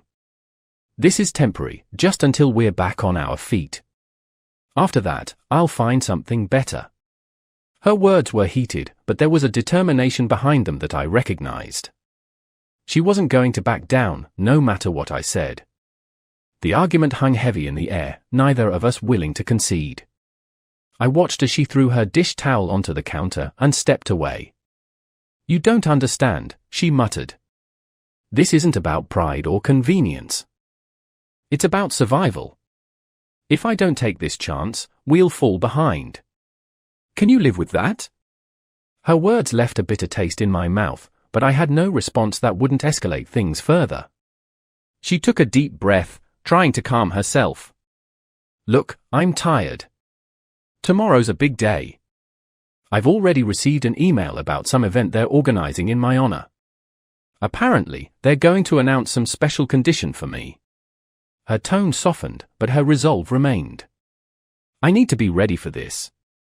I watched as she turned and headed for the bedroom, leaving me alone in the kitchen. The tension in the room was palpable, and I could hear her footsteps retreating down the hall. She didn't offer any further explanation, nor did she wait for my response.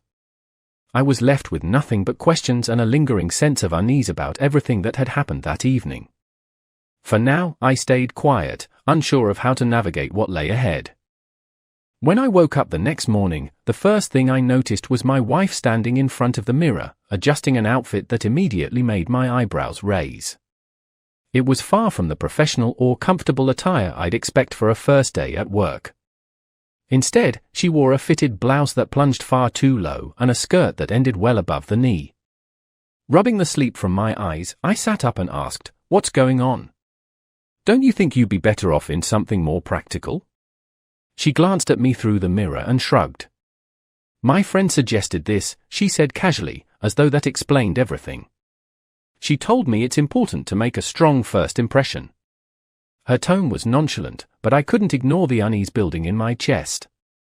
"Besides," she added, turning to face me, "it's my first day. They're going to be looking at my appearance, so I might as well use it to my advantage." I frowned, unable to let the comment slide. "Just make sure this doesn't turn into another situation like your last job," I said, keeping my voice even. She sighed, clearly annoyed. "You're overthinking it," she snapped. "This is just how things are. And I don't have time for this right now. I'm already running late." I watched as she grabbed her bag and headed for the door. "Where's the office, anyway?" I called after her. But she didn't stop, merely waving a hand dismissively as she disappeared down the hallway and out the door. The sound of her car pulling out of the driveway left me sitting there, still full of unanswered questions. As the day wore on, I couldn't shake the nagging feeling that something about all of this was off. I decided to call her around midday, curious about how things were going. When she answered, her voice was rushed, almost frantic, and there was a cacophony of voices in the background. "It's been crazy," she said, barely pausing to breathe. "They threw me straight into a crisis. I'll explain everything when I get home." Before I could press for details, she ended the call, leaving me more uneasy than before. She finally came home late that evening, the smell of alcohol lingering faintly on her breath. Her cheeks were flushed, and there was a looseness in her demeanor that suggested she'd had a few drinks. "So, how was your first day?" I asked, keeping my tone neutral. She flopped onto the couch and waved a hand vaguely. "Busy," she said. "A lot of running around. Errands, meetings, stuff like that." Her explanation was as vague as it was unsatisfying. "That's it?" I pressed. "Running around?" She nodded, not meeting my eyes. "They're still figuring out where I fit in," she said. "It's a flexible role. For now, I'm just helping out wherever they need me." Her words didn't sit right with me, but I decided to let it go for now. "And the special condition, are they mentioned in the email?" I asked. She perked up slightly at that, a small smile forming. "Oh, right. They're planning some sort of secret corporate event. They'll announce the details soon. All I know is that it's happening in the next few days." The way she spoke about it was odd, too casual, almost dismissive. I leaned back, crossing my arms. "This all feels strange," I said bluntly. "The secrecy, the lack of details. Are you sure this is legit?" She laughed lightly, shaking her head. "You're overreacting," she said. "It's just how they do things. They like surprises. Keeps things interesting." Her response didn't do much to ease my concerns, but I didn't push further. As she got up and headed for the bedroom, she added, "Don't worry so much. The next few days are going to be an adventure." And with that, she disappeared down the hall, leaving me alone with my thoughts. A few days passed, and things between my wife and me seemed to settle into an uneasy rhythm. She started dressing more conservatively again, which was a relief, and her behavior didn't raise any immediate red flags. However, her silence about the details of her new job persisted. Every time I asked, she would brush off the question with vague answers about adjusting to a new role. I tried to let it go, figuring I would eventually learn more, but the lack of transparency gnawed at me. Then, one morning, I walked into the bedroom and found her slipping into a tight black dress that left little to the imagination. The sight stopped me in my tracks. "What are you doing?" I asked, my tone firm. "You're not wearing that out." She turned to me with an exasperated look. "Relax," she said. "I'm not wearing it for myself." That response didn't make much sense to me. "If not for you, then for who?" I pressed. She rolled her eyes and explained, "It's for my friend. I'm giving it to her." I narrowed my eyes, already suspicious. "This wouldn't happen to be that unreliable friend of yours, would it?" She bristled at my question, her tone turning defensive. "You have no right to call her that," she shot back. "Besides, I've made new friends at work. One of them might come over soon. We've been planning a little get-together here at the house." That caught me off guard. "What get-together?" I asked sharply. But before I could get an answer, she grabbed her bag and left, leaving me standing there with more questions than answers. Later that day, when she returned home, she seemed in high spirits. "The corporate event was wonderful," she said as she walked in, a bright smile on her face. "Everyone had a great time." I tried to probe for details. "Did you take any photos?" I asked, expecting at least some evidence of this supposedly enjoyable event. She hesitated before shaking her head. "No, I didn't. I was too busy enjoying the moment." Her response didn't sit well with me, but I let it slide for the moment. That evening, as I scrolled through social media, I stumbled across a story posted by her so-called unreliable friend. It showed her on a yacht, laughing and posing with a group of people. Among them was a woman wearing a dress that looked suspiciously like the one my wife had claimed to give away earlier. The realization hit me like a ton of bricks. I decided to confront her. "So, when were you planning to tell me about the yacht?" I asked, my tone as calm as I could manage. She looked genuinely confused for a moment before replying, I wasn't there. That must have been a different event. I wasn't buying it. You expect me to believe that? Then why is someone wearing your dress? She waved it off, saying, I told you, I gave it to my friend. My department celebrated at the office. It was low-key. We had some drinks, played games, nothing extravagant. Her explanation did little to ease my skepticism. What kind of corporate event is that? I asked. Office parties and yacht parties don't exactly match up. She shrugged, unbothered. I know it sounds boring, but that's how it was. And anyway, remember that get-together I mentioned? It's happening in 2 days. You'll get to meet some of my co-workers then. The casual way she brought it up left me stunned. 2 days? I repeated, incredulous. And you're just telling me now? She didn't seem fazed by my reaction. We'll make it work, she said breezily. It'll be fine. Besides, there's someone very important coming. You'll see. I frowned, the unease in my chest growing stronger. Who is this important guest? I asked. She smiled, a hint of mystery in her eyes. You'll find out soon enough. The day of the party started early for me. I had promised to make sure everything was ready, so I enlisted the help of a couple of close friends and drove out to the local farm to gather fresh ingredients. The ride was light-hearted, with the guys cracking jokes about how much effort I was putting into an event where I didn't even know most of the guests. One of them quipped that my wife must have been recruited by the FBI with all the secrecy surrounding her new job. We all laughed, but deep down, the thought wasn't entirely absurd. Still, I brushed it off and focused on getting the house in order. By the time we returned and began setting up, the atmosphere shifted from casual to professional. The grill was fired up, the tables were arranged, and the house was spotless. As the evening approached, a sleek bus rolled up to the driveway, and out came a mix of people, some in tuxedos, others in designer dresses. It was a bizarre sight, a blend of formal elegance and casual charm that I wasn't prepared for. My wife stepped out last, her expression beaming with approval as she surveyed the setup. You did great, she said, leaning in for a quick kiss before being intercepted by a man I immediately recognized. It was her boss, the same man who had shown up before with her troublesome friend. This time, he was carrying a bottle of what looked like very expensive liquor. This is the secret guest? I asked, my voice flat. She nodded, clearly pleased with herself. He brought something special for the occasion, she said, as though that made up for everything else. The party quickly got underway, with the guests mingling, laughing, and drinking. I tried to keep myself busy, checking on the food and making sure everything ran smoothly, but my attention kept drifting to her boss. He didn't stray far from her side. Wherever she went, he followed, his smile never faltering.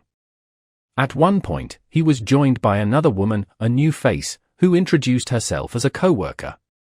She complimented my wife, gushing about her generosity and specifically mentioning the dress she'd given away. It's stunning, she said. Your wife has amazing taste. I bit back my irritation and joined the conversation, determined to redirect it. So, what exactly does your company do? I asked, my tone sharp but polite. Her boss smiled, his answer as vague as ever. We have a strict confidentiality policy, he said smoothly. But I can tell you that we work with some very important clients, handling investments and high-level transactions. It was a non-answer, but I let it slide for the moment. My wife chimed in, talking about how much she'd learned and how she'd been excelling in her role. Her boss nodded in agreement, adding that she was already being considered for a promotion. The rest of the evening passed with me playing the reluctant host. While I made small talk with the guests, my focus never left the trio, my wife, her boss, and the co-worker. Their dynamic was unsettling. Every time I approached, the conversation shifted, leaving me feeling like an outsider in my own home. When the last guest finally left, I wasted no time addressing the issue. That boss of yours, I began. He didn't leave your side all night. What's going on? She sighed, her tone patient but firm. Yes, he's intense, but that's just how he is. It's part of the job. And you know what? It's paying off. I'm getting a promotion soon. It might mean working late, but it's temporary. I shook my head, frustration bubbling to the surface. Your job is starting to feel like a spy movie, I said. All these secrets, the weird guests, the late nights. It's exhausting. She gave me a small smile, one that was meant to reassure, but only annoyed me further. I told you it's temporary. Just trust me on this.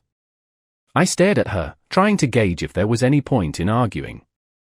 She seemed resolute, her mind already made up. I'll make it worth your while, she added, her tone lightening. There's something in this for both of us. When the time comes, you'll see. Just trust me. I sighed heavily, waving a hand in reluctant agreement. Fine, I muttered. Do what you have to do. Over the next week, my wife's work schedule became relentless. She started coming home later and later, often looking completely drained but oddly satisfied. I didn't press her for details immediately, figuring she'd share when she was ready. But her vague explanations and the constant delays made it hard for me to shake the feeling that something wasn't quite right.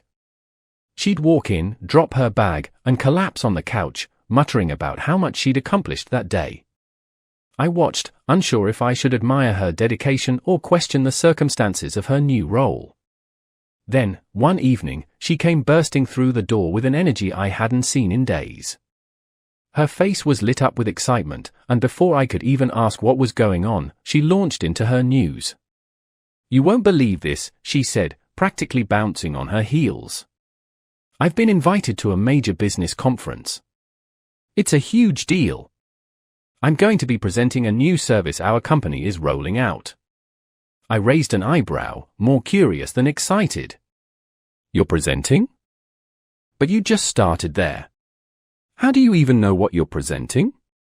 She laughed, waving off my concerns. They haven't told me yet. I'll find out soon enough. It's all part of their strategy. Isn't that exciting? I wasn't sure exciting was the word I'd use, but I held my tongue for the moment. Who's going with you? I asked, trying to mask my growing skepticism. She rattled off a list of names, including her boss.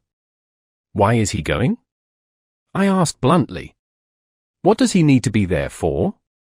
She rolled her eyes, clearly annoyed by the question. Don't be ridiculous, she said. He's the face of the company.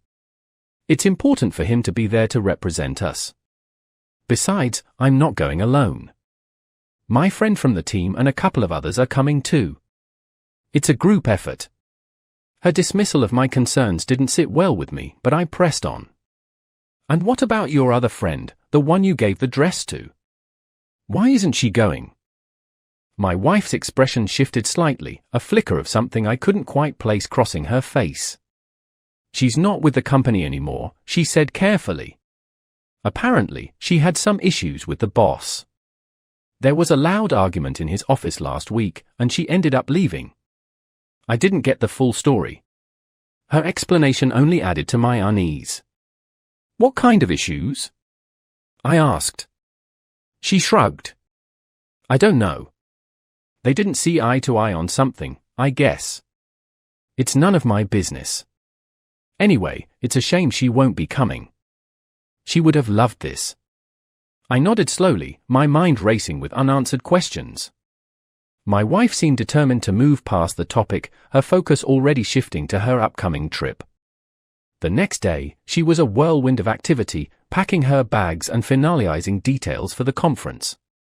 I watched her dart around the house, her excitement palpable. She seemed genuinely thrilled about the opportunity, which made it hard for me to voice my lingering doubts without coming across as unsupportive. Still, I couldn't ignore the nagging feeling that something was off. Finally, with her suitcase packed and her itinerary confirmed, she stood by the door, ready to leave. Wish me luck, she said with a smile, leaning in for a quick kiss.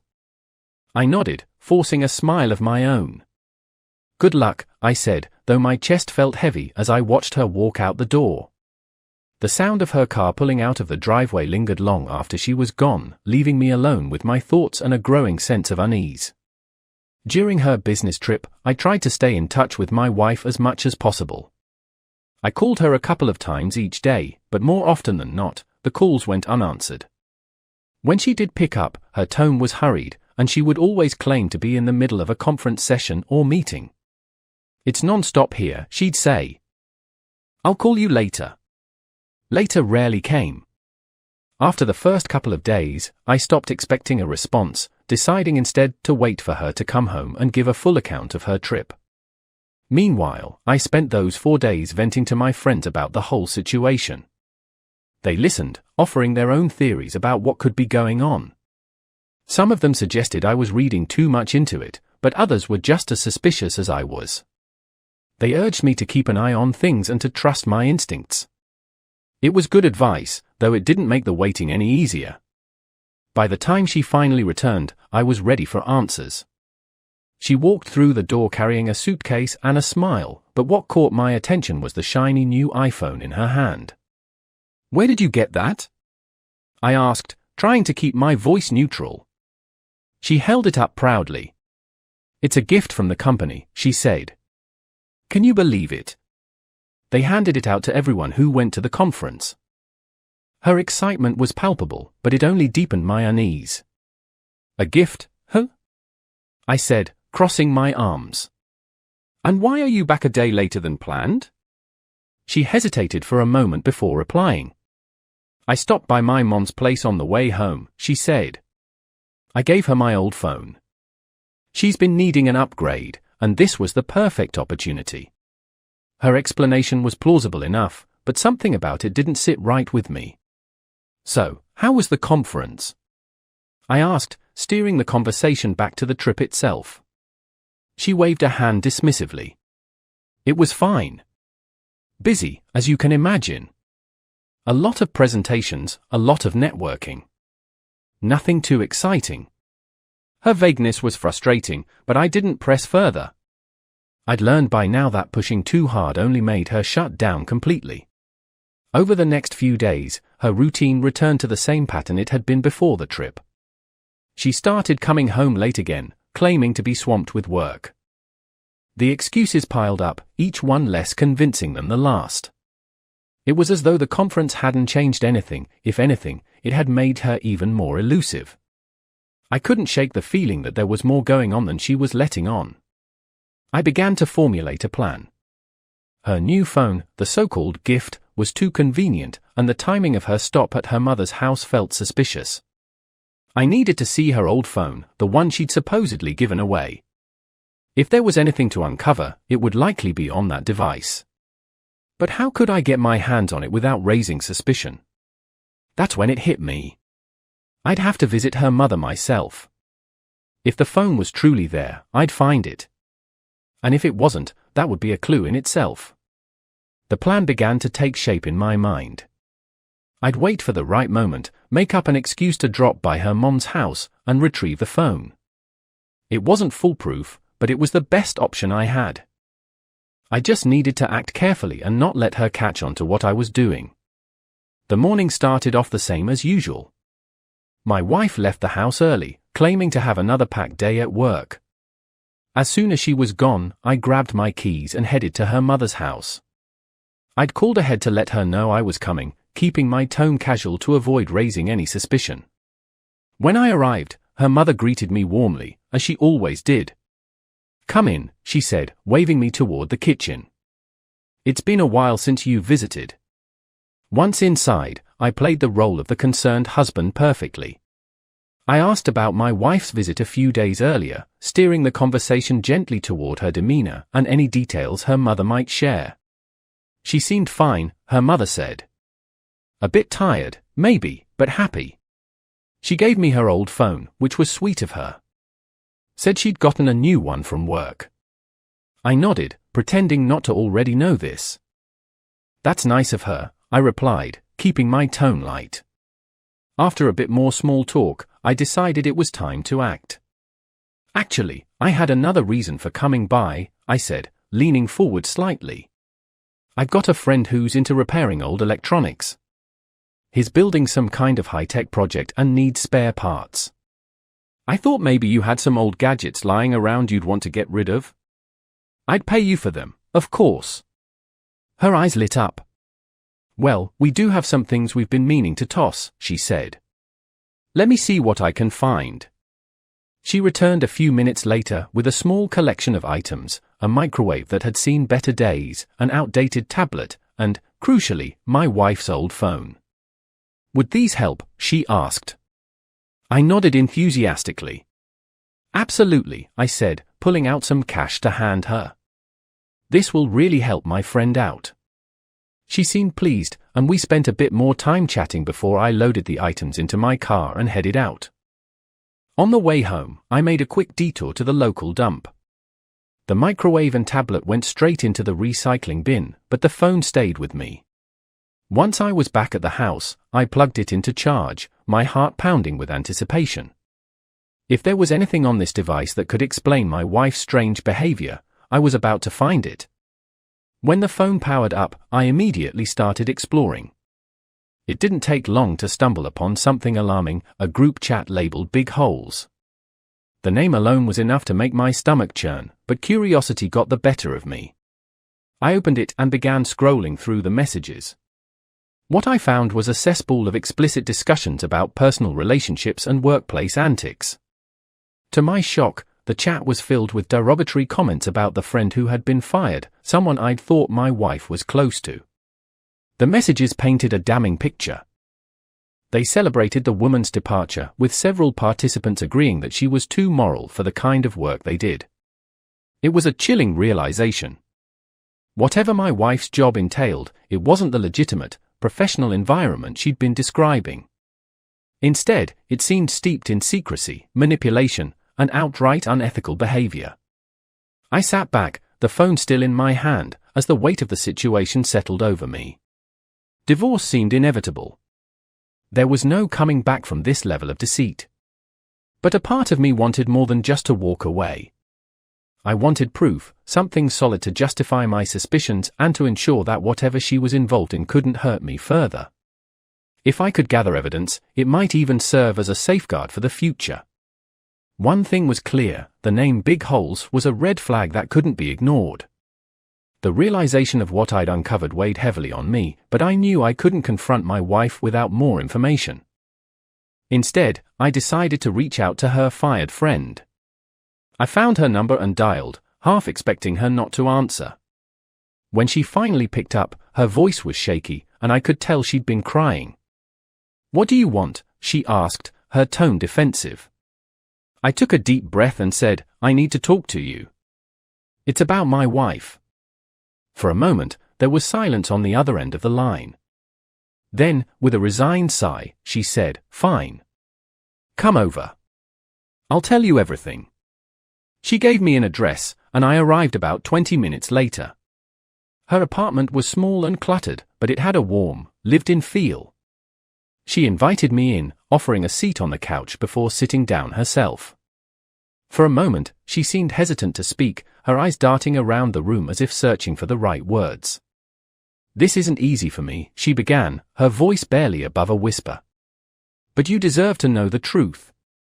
She started with the basics, explaining that the secrecy surrounding the company wasn't just for business confidentiality. "It's an escort service," she said bluntly. "They recruit women under the guise of legitimate jobs, but the reality is much darker. They're expected to entertain clients and convince them to invest money into the company.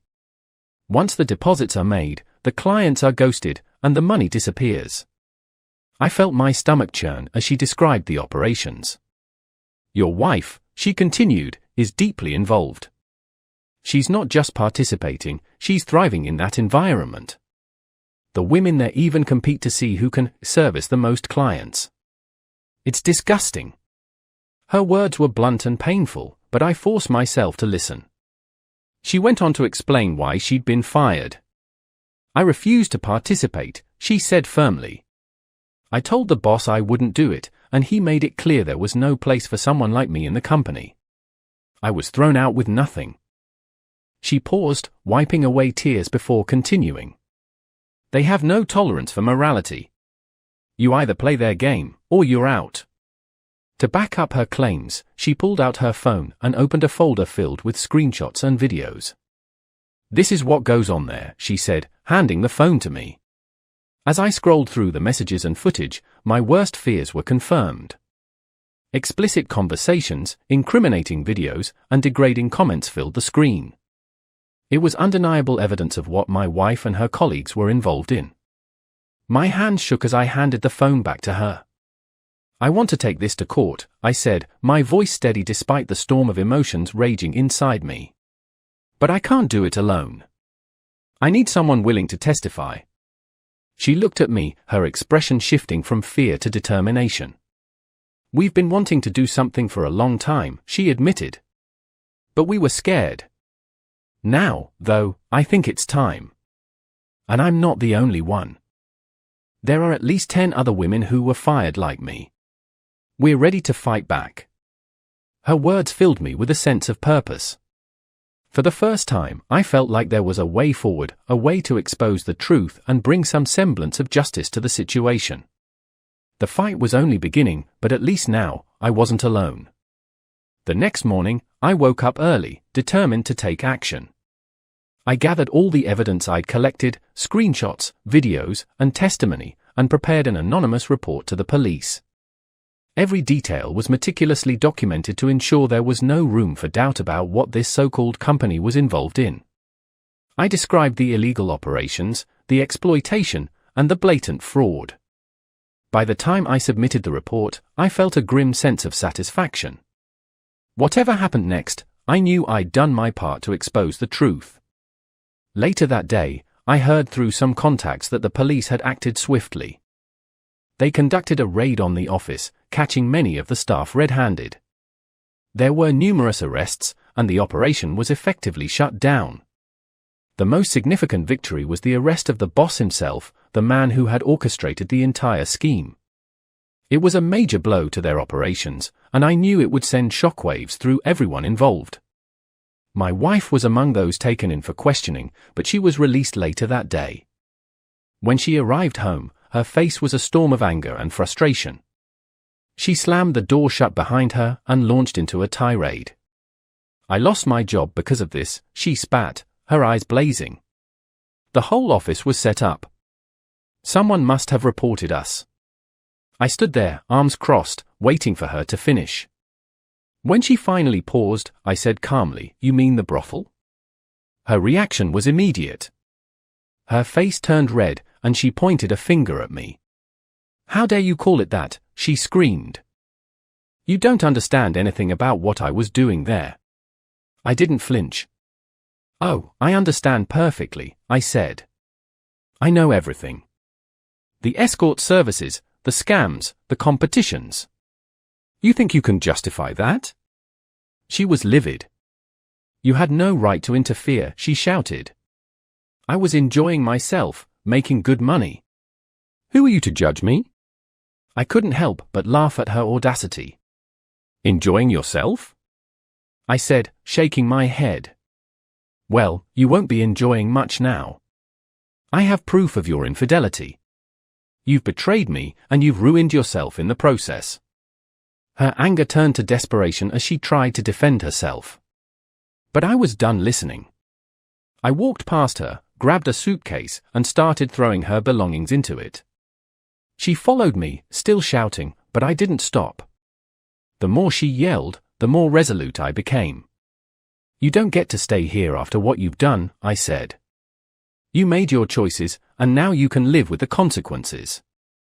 By the time I finished packing her things, she had gone from furious to tearful. But I wasn't moved. I opened the door and set the suitcase on the porch. "Go," I said firmly. "And don't come back." She stood there for a moment, staring at me as if waiting for me to change my mind. When I didn't, she finally picked up the suitcase and walked away. As the door clicked shut behind her, I felt a strange mix of emotions. Relief, anger, and a lingering sense of betrayal swirled within me. But one thing was clear, I'd made the right choice. She was out of my life, and now I could start moving forward without her lies weighing me down. The divorce was finalized faster than I expected. I had prepared myself for a long, grueling process, but with the evidence I had, there was little she or her lawyer could contest. The court ruled decisively in my favor, granting me the majority of our shared assets and ensuring she had no claim to anything more. Watching her sit there, realizing how far she had fallen, was bittersweet. Part of me felt vindicated, the other part was simply tired. I didn't hate her anymore, I just wanted to move on. Her boss, the mastermind behind the entire operation, wasn't as lucky. The police investigation had uncovered more than enough to convict him, and the trial was a formality. He was sentenced to a lengthy prison term, and the company's operations were dismantled completely.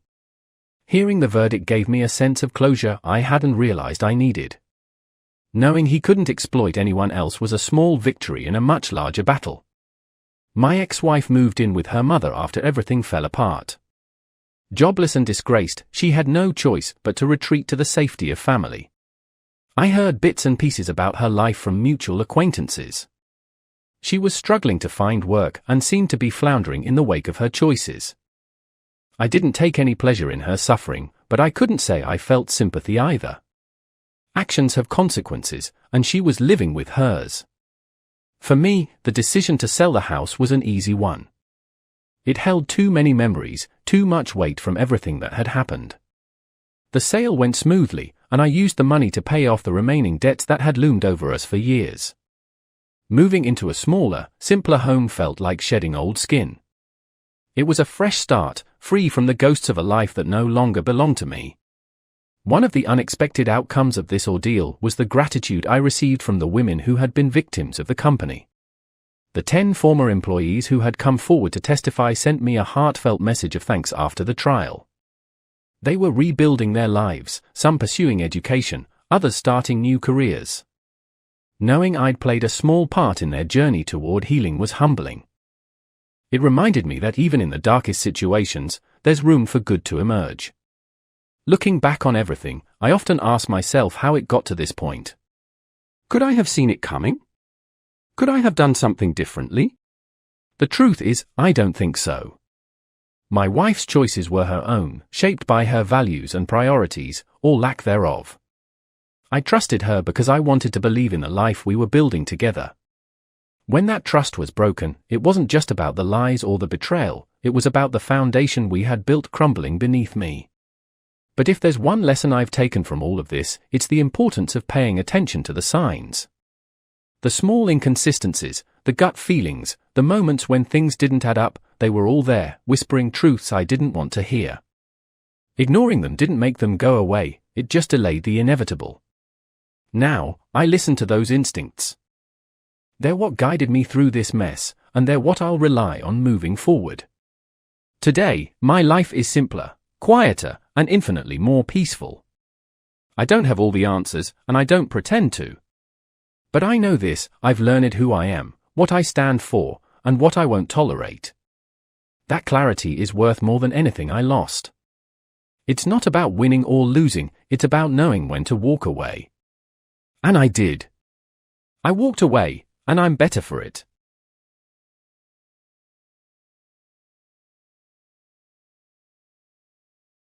Every morning, Linda and I have this habit of staying in bed for a few extra minutes after the alarm goes off. We've been together long enough to know what works best for us. Those warm, lazy minutes feel so good, but they come at a cost, a frantic rush to get ready for work. Back when the kids were still at home, that mad dash included getting them off to school. Now that they're grown and out of the house, we find ourselves lingering in bed even longer before facing the morning chaos, which always leads to the drive to work. To make things more stressful, I had to leave the house a good 20 minutes earlier than usual today. Linda had to work late tonight, so we decided to carpool since our offices aren't far from each other. But instead of taking my car, I opted to ride my mountain bike to work. The weather forecast promised a beautiful spring day, and it seemed like the perfect opportunity. I took the last bite of my toast, washed it down with a swig of coffee, and was ready to head out. I'm on my way, honey, I called out toward the bathroom, where Linda was still getting ready. I waited for her to respond, maybe poke her head out the door, but I got nothing. I'll see you tonight. I love you, I added, though I was in a rush and didn't have time to dwell on her silence.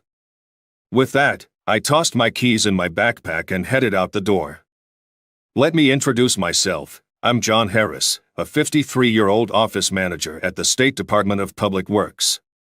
My wife, Linda, is 49 and works as an administrative assistant in the main office of a manufacturing company. We're a good-looking couple, if I do say so myself, but Linda is stunning, especially for her age. She doesn't look anywhere near 50, and I've noticed plenty of men turning their heads when we're out together. About 10 minutes into my ride, my phone pinged with a text message. A few seconds later, it started ringing. Trying to navigate traffic on a bike while answering a call is a challenge, so I ignored it. By the time I got to work, I was in such a hurry to get dressed for an 8:45 meeting that I forgot all about the phone calls. It wasn't until my afternoon coffee break that I remembered to check my messages. I had 5 from Linda, 2 texts and 3 voicemails. The first text came in at 8:10, saying, "You grabbed the wrong keys." "Call me." The second one arrived at 8:35, "I'm waiting for your call." When I finally listened to the voicemails, the first one, left at 8:11, said, "Hi, honey. You took the wrong set of keys when you left. Could you drop them off at my work this morning? I'm going to need them. Call me." Her voice had a sharp edge to it, which was odd. She didn't need those keys at work. They use a fancy security system with key cards.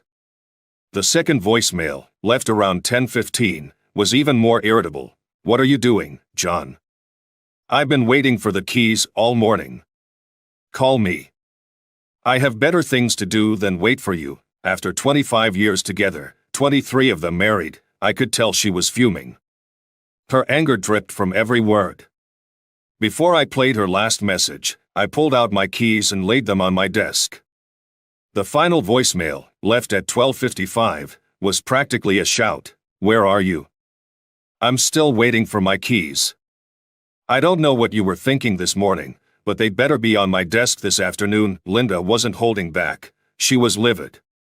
I was taken aback. Lately, it seemed like Linda was always mad at me over nothing. I thought maybe it was something to do with her approaching 50, maybe hormonal changes or something. That's what she told me when I asked why she was acting so differently. She snapped at me when I suggested she see a doctor about it, get some hormone therapy, or whatever they do for menopause. Life with Linda had become pretty difficult lately. Our relationship was strained, but it seemed ridiculous that she'd blow up over a set of keys she didn't even need. I've been trying to work on myself, but I'm no pushover. 2 can play at this anger game, I figured. So, I decided not to call her back and just wait until 5 o'clock to bring her the damn keys. A little after 5, I reached her office, just in time to see her pulling out of the parking lot. Big surprise. Despite the traffic and my bike's capabilities, there was no way I could catch up with her. Not that it mattered, we were both heading home. I knew she'd eventually get out of the gridlock and pick up a speed I couldn't match. So, I stuck to my usual, more direct route to see if I could beat her home. But then, something strange happened. I was caught off guard when I saw her car turning toward a different part of town. It was an easier route for me. I could cut through the park, but definitely not the best way for her. She turned onto a street lined with 2-story duplexes and parked at the curb. I had a feeling something was up, so I slowed down and watched from a distance as she climbed the stairs and rang a doorbell, all while typing away on her phone. Even from where I was, I could hear her phone chime with a text. She read the message, walked back to her car, and drove off. What the hell just happened? I muttered to myself. Linda, who was supposed to be working late, had shown up at some random apartment. I gripped the keys in my hand, my mind racing. I recognized her car keys and our house keys, but what was really going on here? However, there was another key that I didn't recognize. I had a hunch that this was the key Linda was so desperate to get back. I walked up to the duplex, climbed the stairs, inserted the key into the front door lock, and turned it. The click of the lock felt like the end of my marriage to Linda. I didn't open the door, though. I needed a moment to think. What was I going to do? The rising anger in me made it tempting to barge into my wife's lover's apartment and tear the place apart. Or maybe I could wait for him and beat the crap out of him. Or I could just go to the police and end up in jail. No, acting out of blind anger wasn't the right move. But I had to do something. I glanced inside the apartment. Technically, I was trespassing, but if I moved fast, I wouldn't get caught. The first thing I saw was a neatly stacked pile of mail on a small table in the hallway. I grabbed the phone bill from the tuck. The letter was addressed to Erik Larson. I had no idea who he was, but the phone bill could be useful. I slipped it into my backpack. That was enough for now. I didn't want to get caught snooping around someone else's apartment, so I got out of there quickly. Instead of heading straight home, I drove to a nearby hardware store. Within minutes, I had a duplicate key made. I expected Linda to be home by the time I got back, but her car wasn't in the driveway. Whatever her lover had texted her, it must have been to meet somewhere else. I decided to mess with her a bit. I called, but she didn't answer. I didn't leave a text, but I did send her a voicemail. I'm running late too, but I'll bring the keys soon. I'll see you at your office. It only took a few seconds to get a reply. That won't be necessary. I've made other arrangements. Just go home, was her immediate response. In her head, she was probably thinking, and leave me alone, idiot. I had a lousy evening. Linda didn't get home until 10 o'clock, giving me a good 4 hours to stew over what had happened. First, I needed proof of her cheating. With a copy of the key now on my keychain, it would be easy to gather what I needed. The phone bill pointed directly to her lover, Erik Larson. They were constantly on the phone and texting each other, even when Linda and I were together in the evenings. All this time, I thought she was texting the kids. Did I really need to know why she had decided to leave me? No, it didn't matter anymore. Our love had faded over the past 6 months. Indifference, constant nagging, and blame can only go on for so long before a man's love fades. Now I saw it clearly. Linda had been distancing herself from our marriage for a while. Today's discovery was just the final blow to a marriage that had already gone to hell. We were done. There's no benefit to proving adultery in our state. Irreconcilable differences would be the reason, and the judge would split our assets 50-50. But as the cheated husband, I felt I had a lot to gain by reclaiming some of my pride. I wasn't going to let Linda get away with lying while married. The truth would be known to our kids, parents, and friends. And knowing how Linda had changed over the past few months, I wouldn't be surprised if she tried to paint me as the bad guy somehow. I did toy with many revenge scenarios, but I decided not to go down that path. I only had a few years before early retirement, and I didn't want to mess that up. Retirement wouldn't be what I had envisioned all those years ago with Linda, but it was better than ending up in jail and losing my job. At least I'd enjoy my retirement my way, not Linda's. When she finally got home, I decided to let her irritation work in my favor. Maybe she'd start a small argument, which could excuse my icy behavior over the next few days. But sex with Erik must have calmed her down a bit. When she walked in, she wouldn't even meet my eyes. Linda seemed surprised to find me still sitting in the living room. She tossed the spare car key into the dish by the door and grabbed her usual set, which I'd placed there earlier. After one look, she tossed them into her purse. I expected a grunt or something, but she didn't say a word. She headed straight for the bathroom. "I'm tired," she muttered to no one in particular as she walked down the hallway. "I'm going to take a shower and go to bed." "What?" I called after her. No love tonight? Her only response was to close the bathroom door behind her and lock it. Do you know many married people who lock the bathroom door? I hadn't noticed it before, but now that I thought about it, she did that a lot when she came home late. God, I was so stupid. No wonder she was leaving me.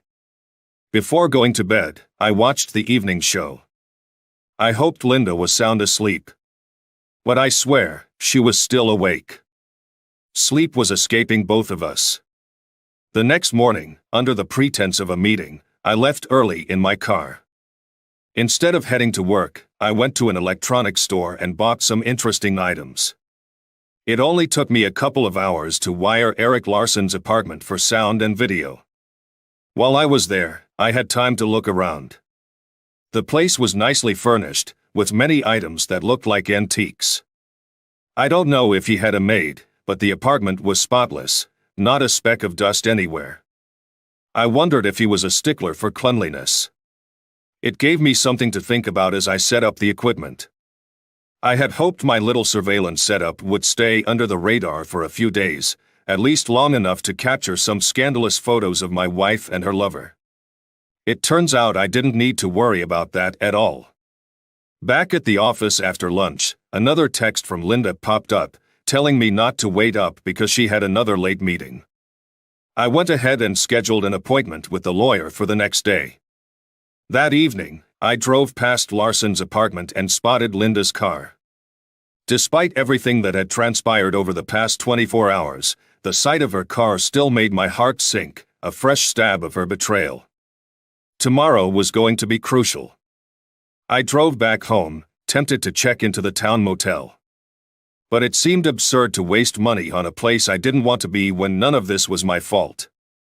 Once back, I thought about sleeping in the guest bedroom but decided against it. After all, I wasn't the one who had wrecked our marriage. Let Linda take that room. I dumped all of her belongings into the guest room haphazardly, whole drawers piled on the bed and clothes yanked out of her side of the closet and thrown in there. It was a surprisingly therapeutic task. With each armful I carried to the guest room, I felt a bit better. When Linda came home that evening, she looked even worse than she had the night before. She had that disheveled look that suggested she had just come from a marathon session with someone else. Again, she was caught off guard by my presence. She didn't offer any explanations for her tardiness or appearance, as if there was anything she could say that would make it better. I couldn't believe I was the source of such pain. With the impending divorce hanging over us, I grabbed her hand and pulled her towards the bedrooms. "What are you doing, John?" "You're hurting me," she whimpered. I forced myself to sound more confident than I felt.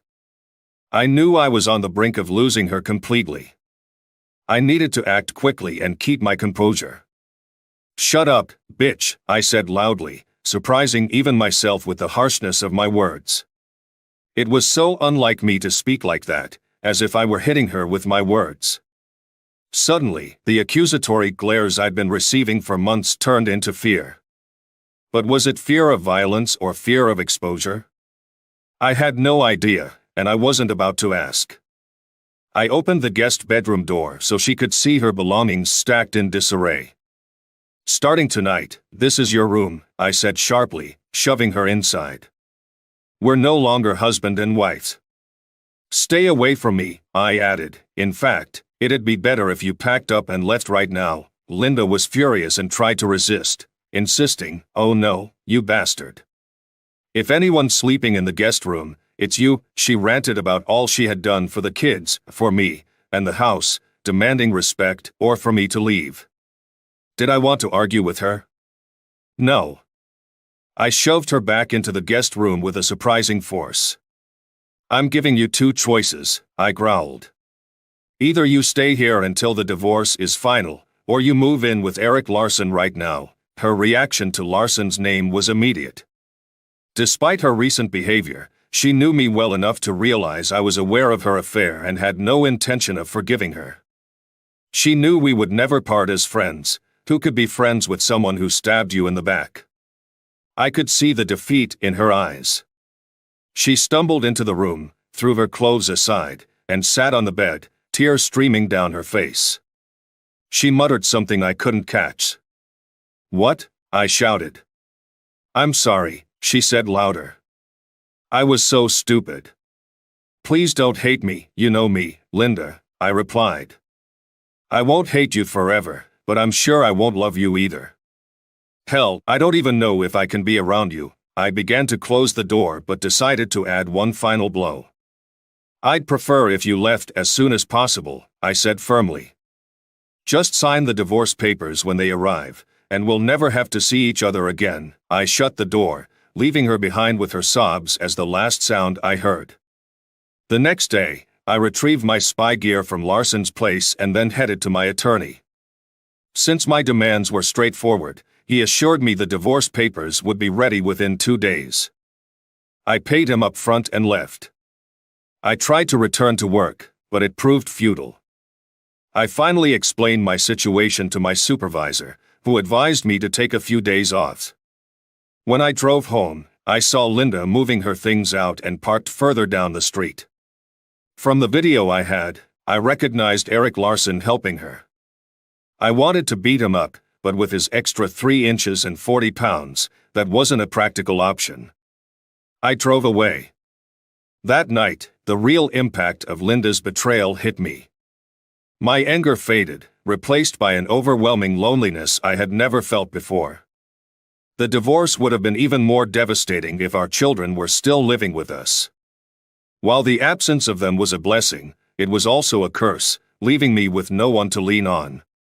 My parents were gone, and my brother and sister lived far away. I decided to reach out to my 2 daughters, only to find out that Linda hadn't even contacted them yet. She had always been in touch with them while they were in college, so I guess it was easier for her to lie to me than to them.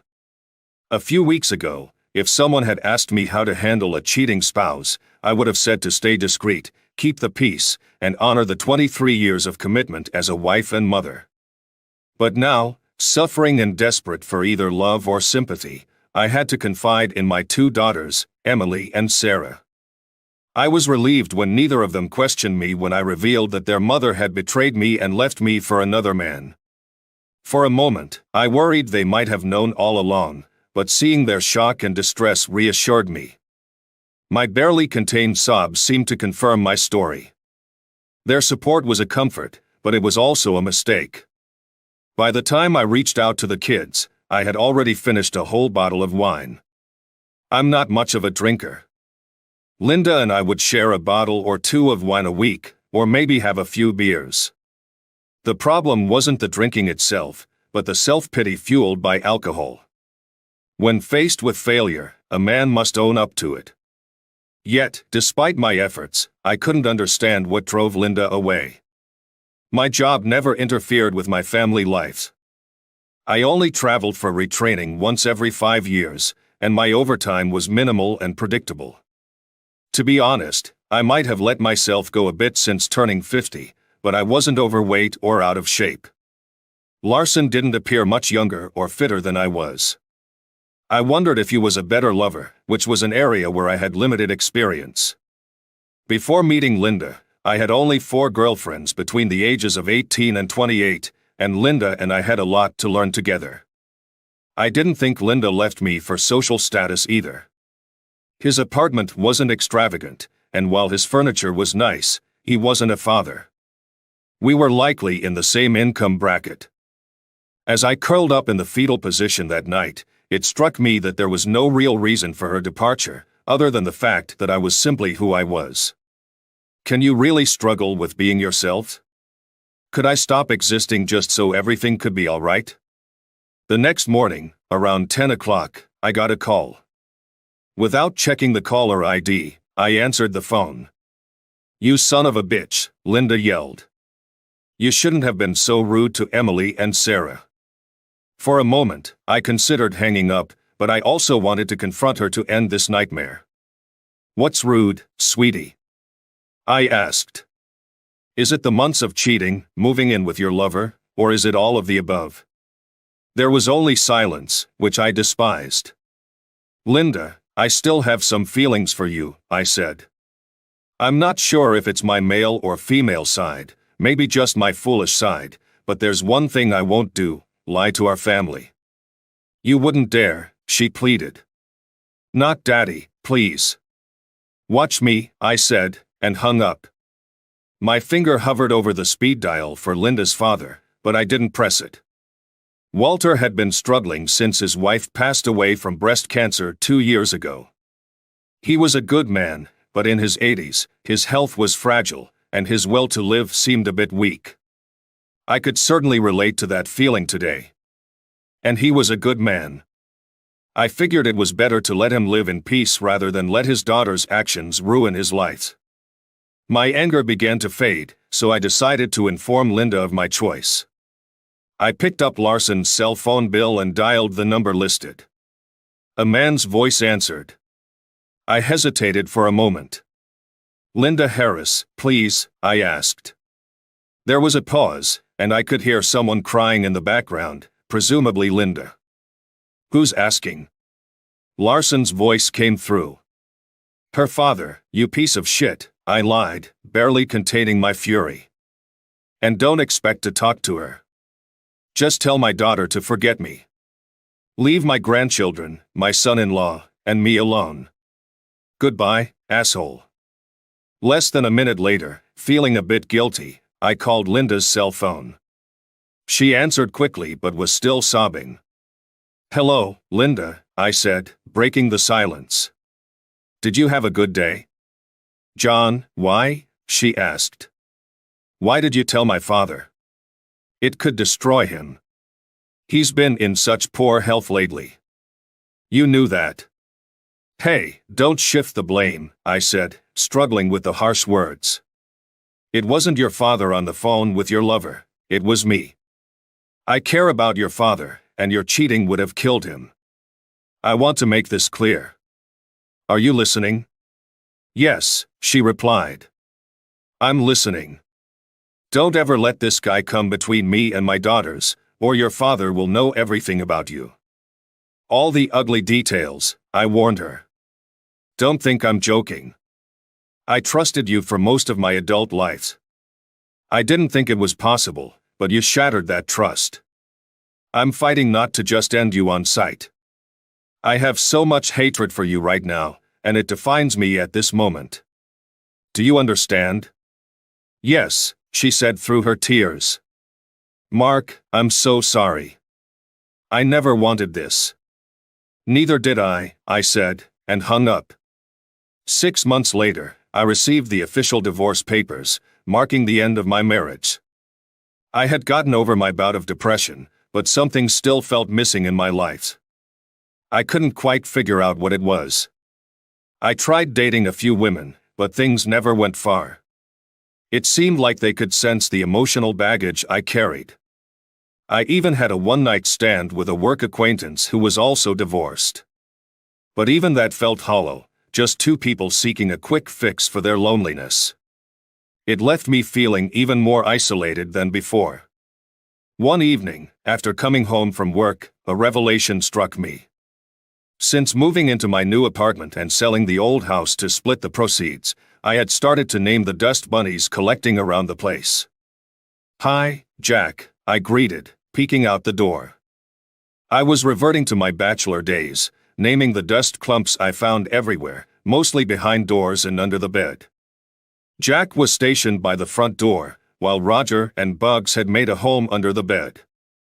I almost grabbed the vacuum cleaner from the closet, feeling embarrassed at the thought that Larson would never let his place get so messy. As I curled up in the fetal position that night, I had another moment of realization. There was no clear reason for Linda's departure, it was simply because I was who I was. Can one truly struggle with their own identity? Could I just stop existing so everything could be okay? The next morning, around 10 o'clock, I answered the phone without checking the caller ID. You son of a bitch, Linda yelled. You shouldn't have been so rude to Emily and Sarah. For a moment, I considered hanging up, but part of me wanted to face the confrontation to end this nightmare. What's rude, sweetie? I asked. Is it the months of cheating, moving in with your lover, or is it all of the above? There was only silence, which I loathed. Linda, some part of me still cares about you, I said.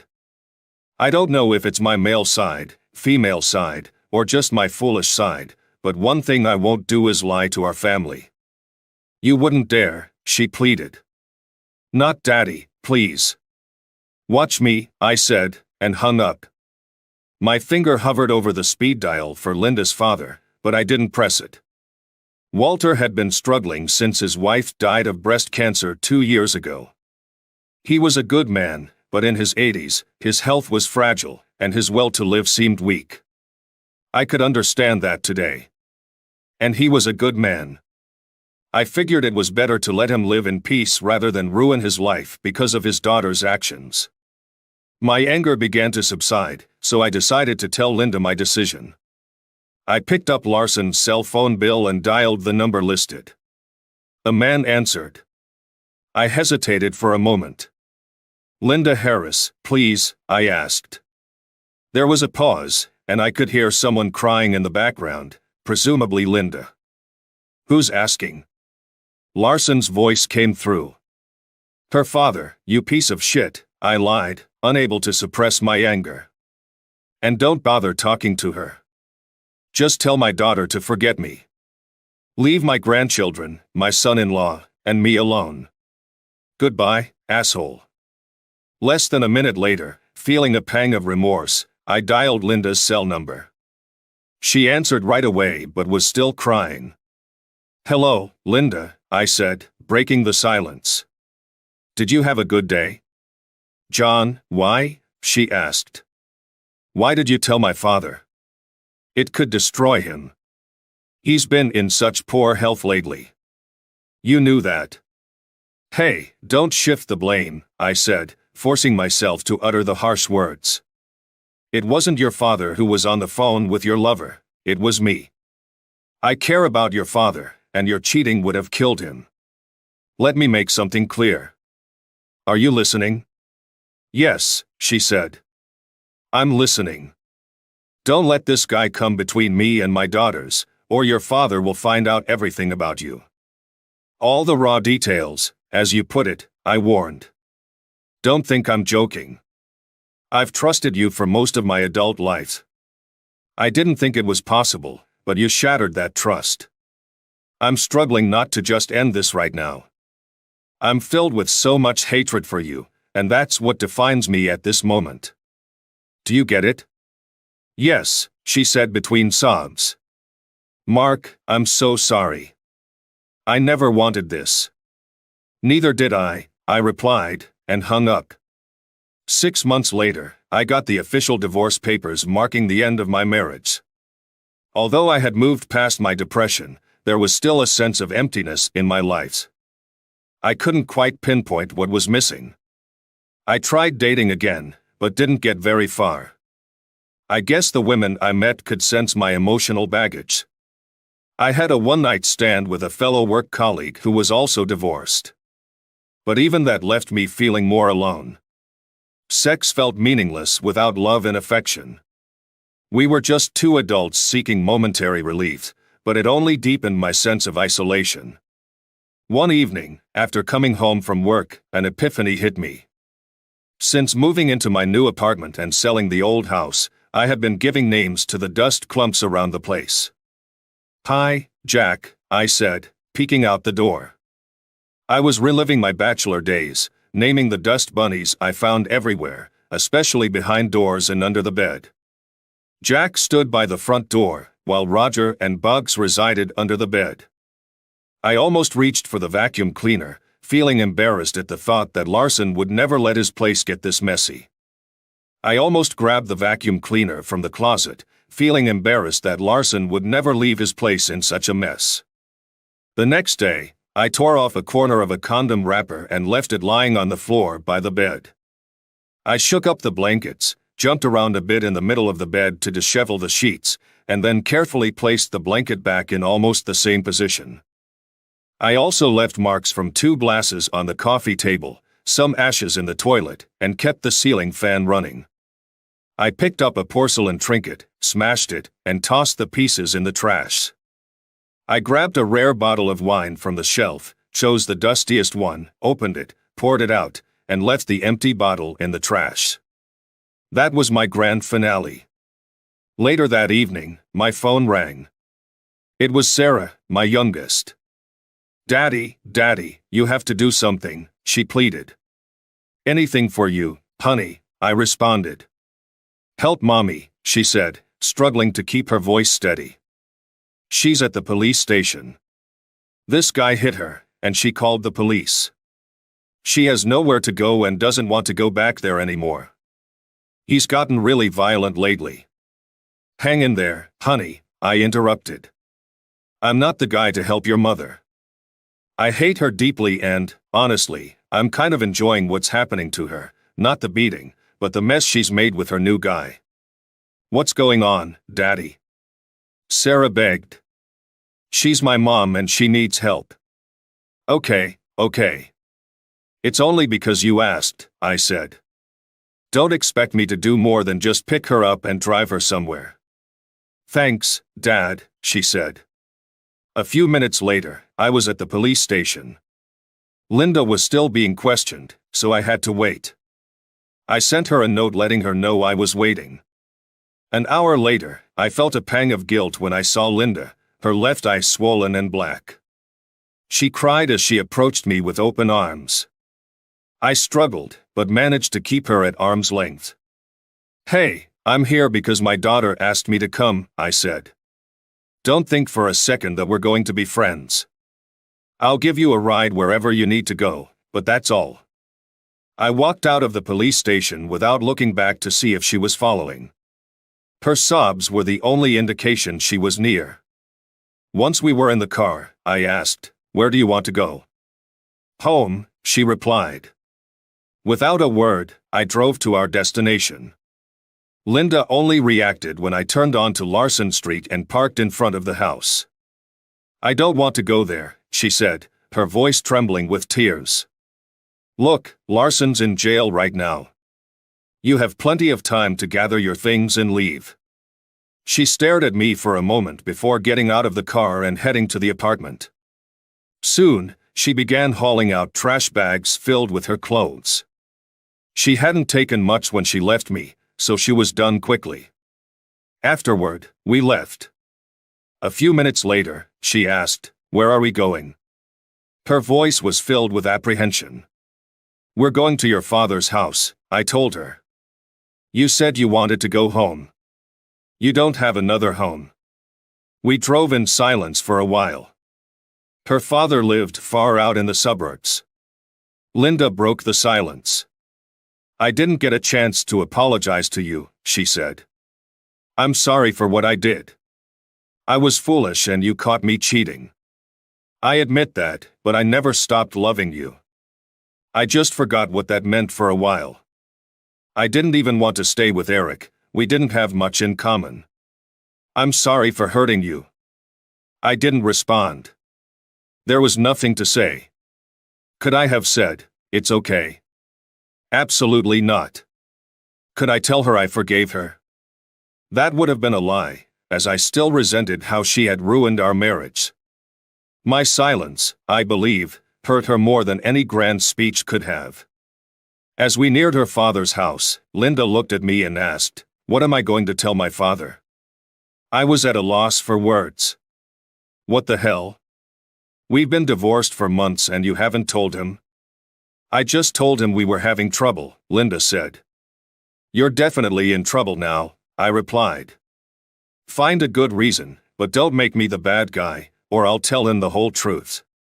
It was late, and I didn't offer to help Linda move her things into her father's house. For one, I was savoring her misery. For another, I didn't want to face Walter. The next day, I parked across the street from Larson's house. He got home just before noon. It was time to deliver the final blow to their affair. I grabbed the cheapest bottle of Chilean wine I had bought, a $10 investment, and headed up the stairs.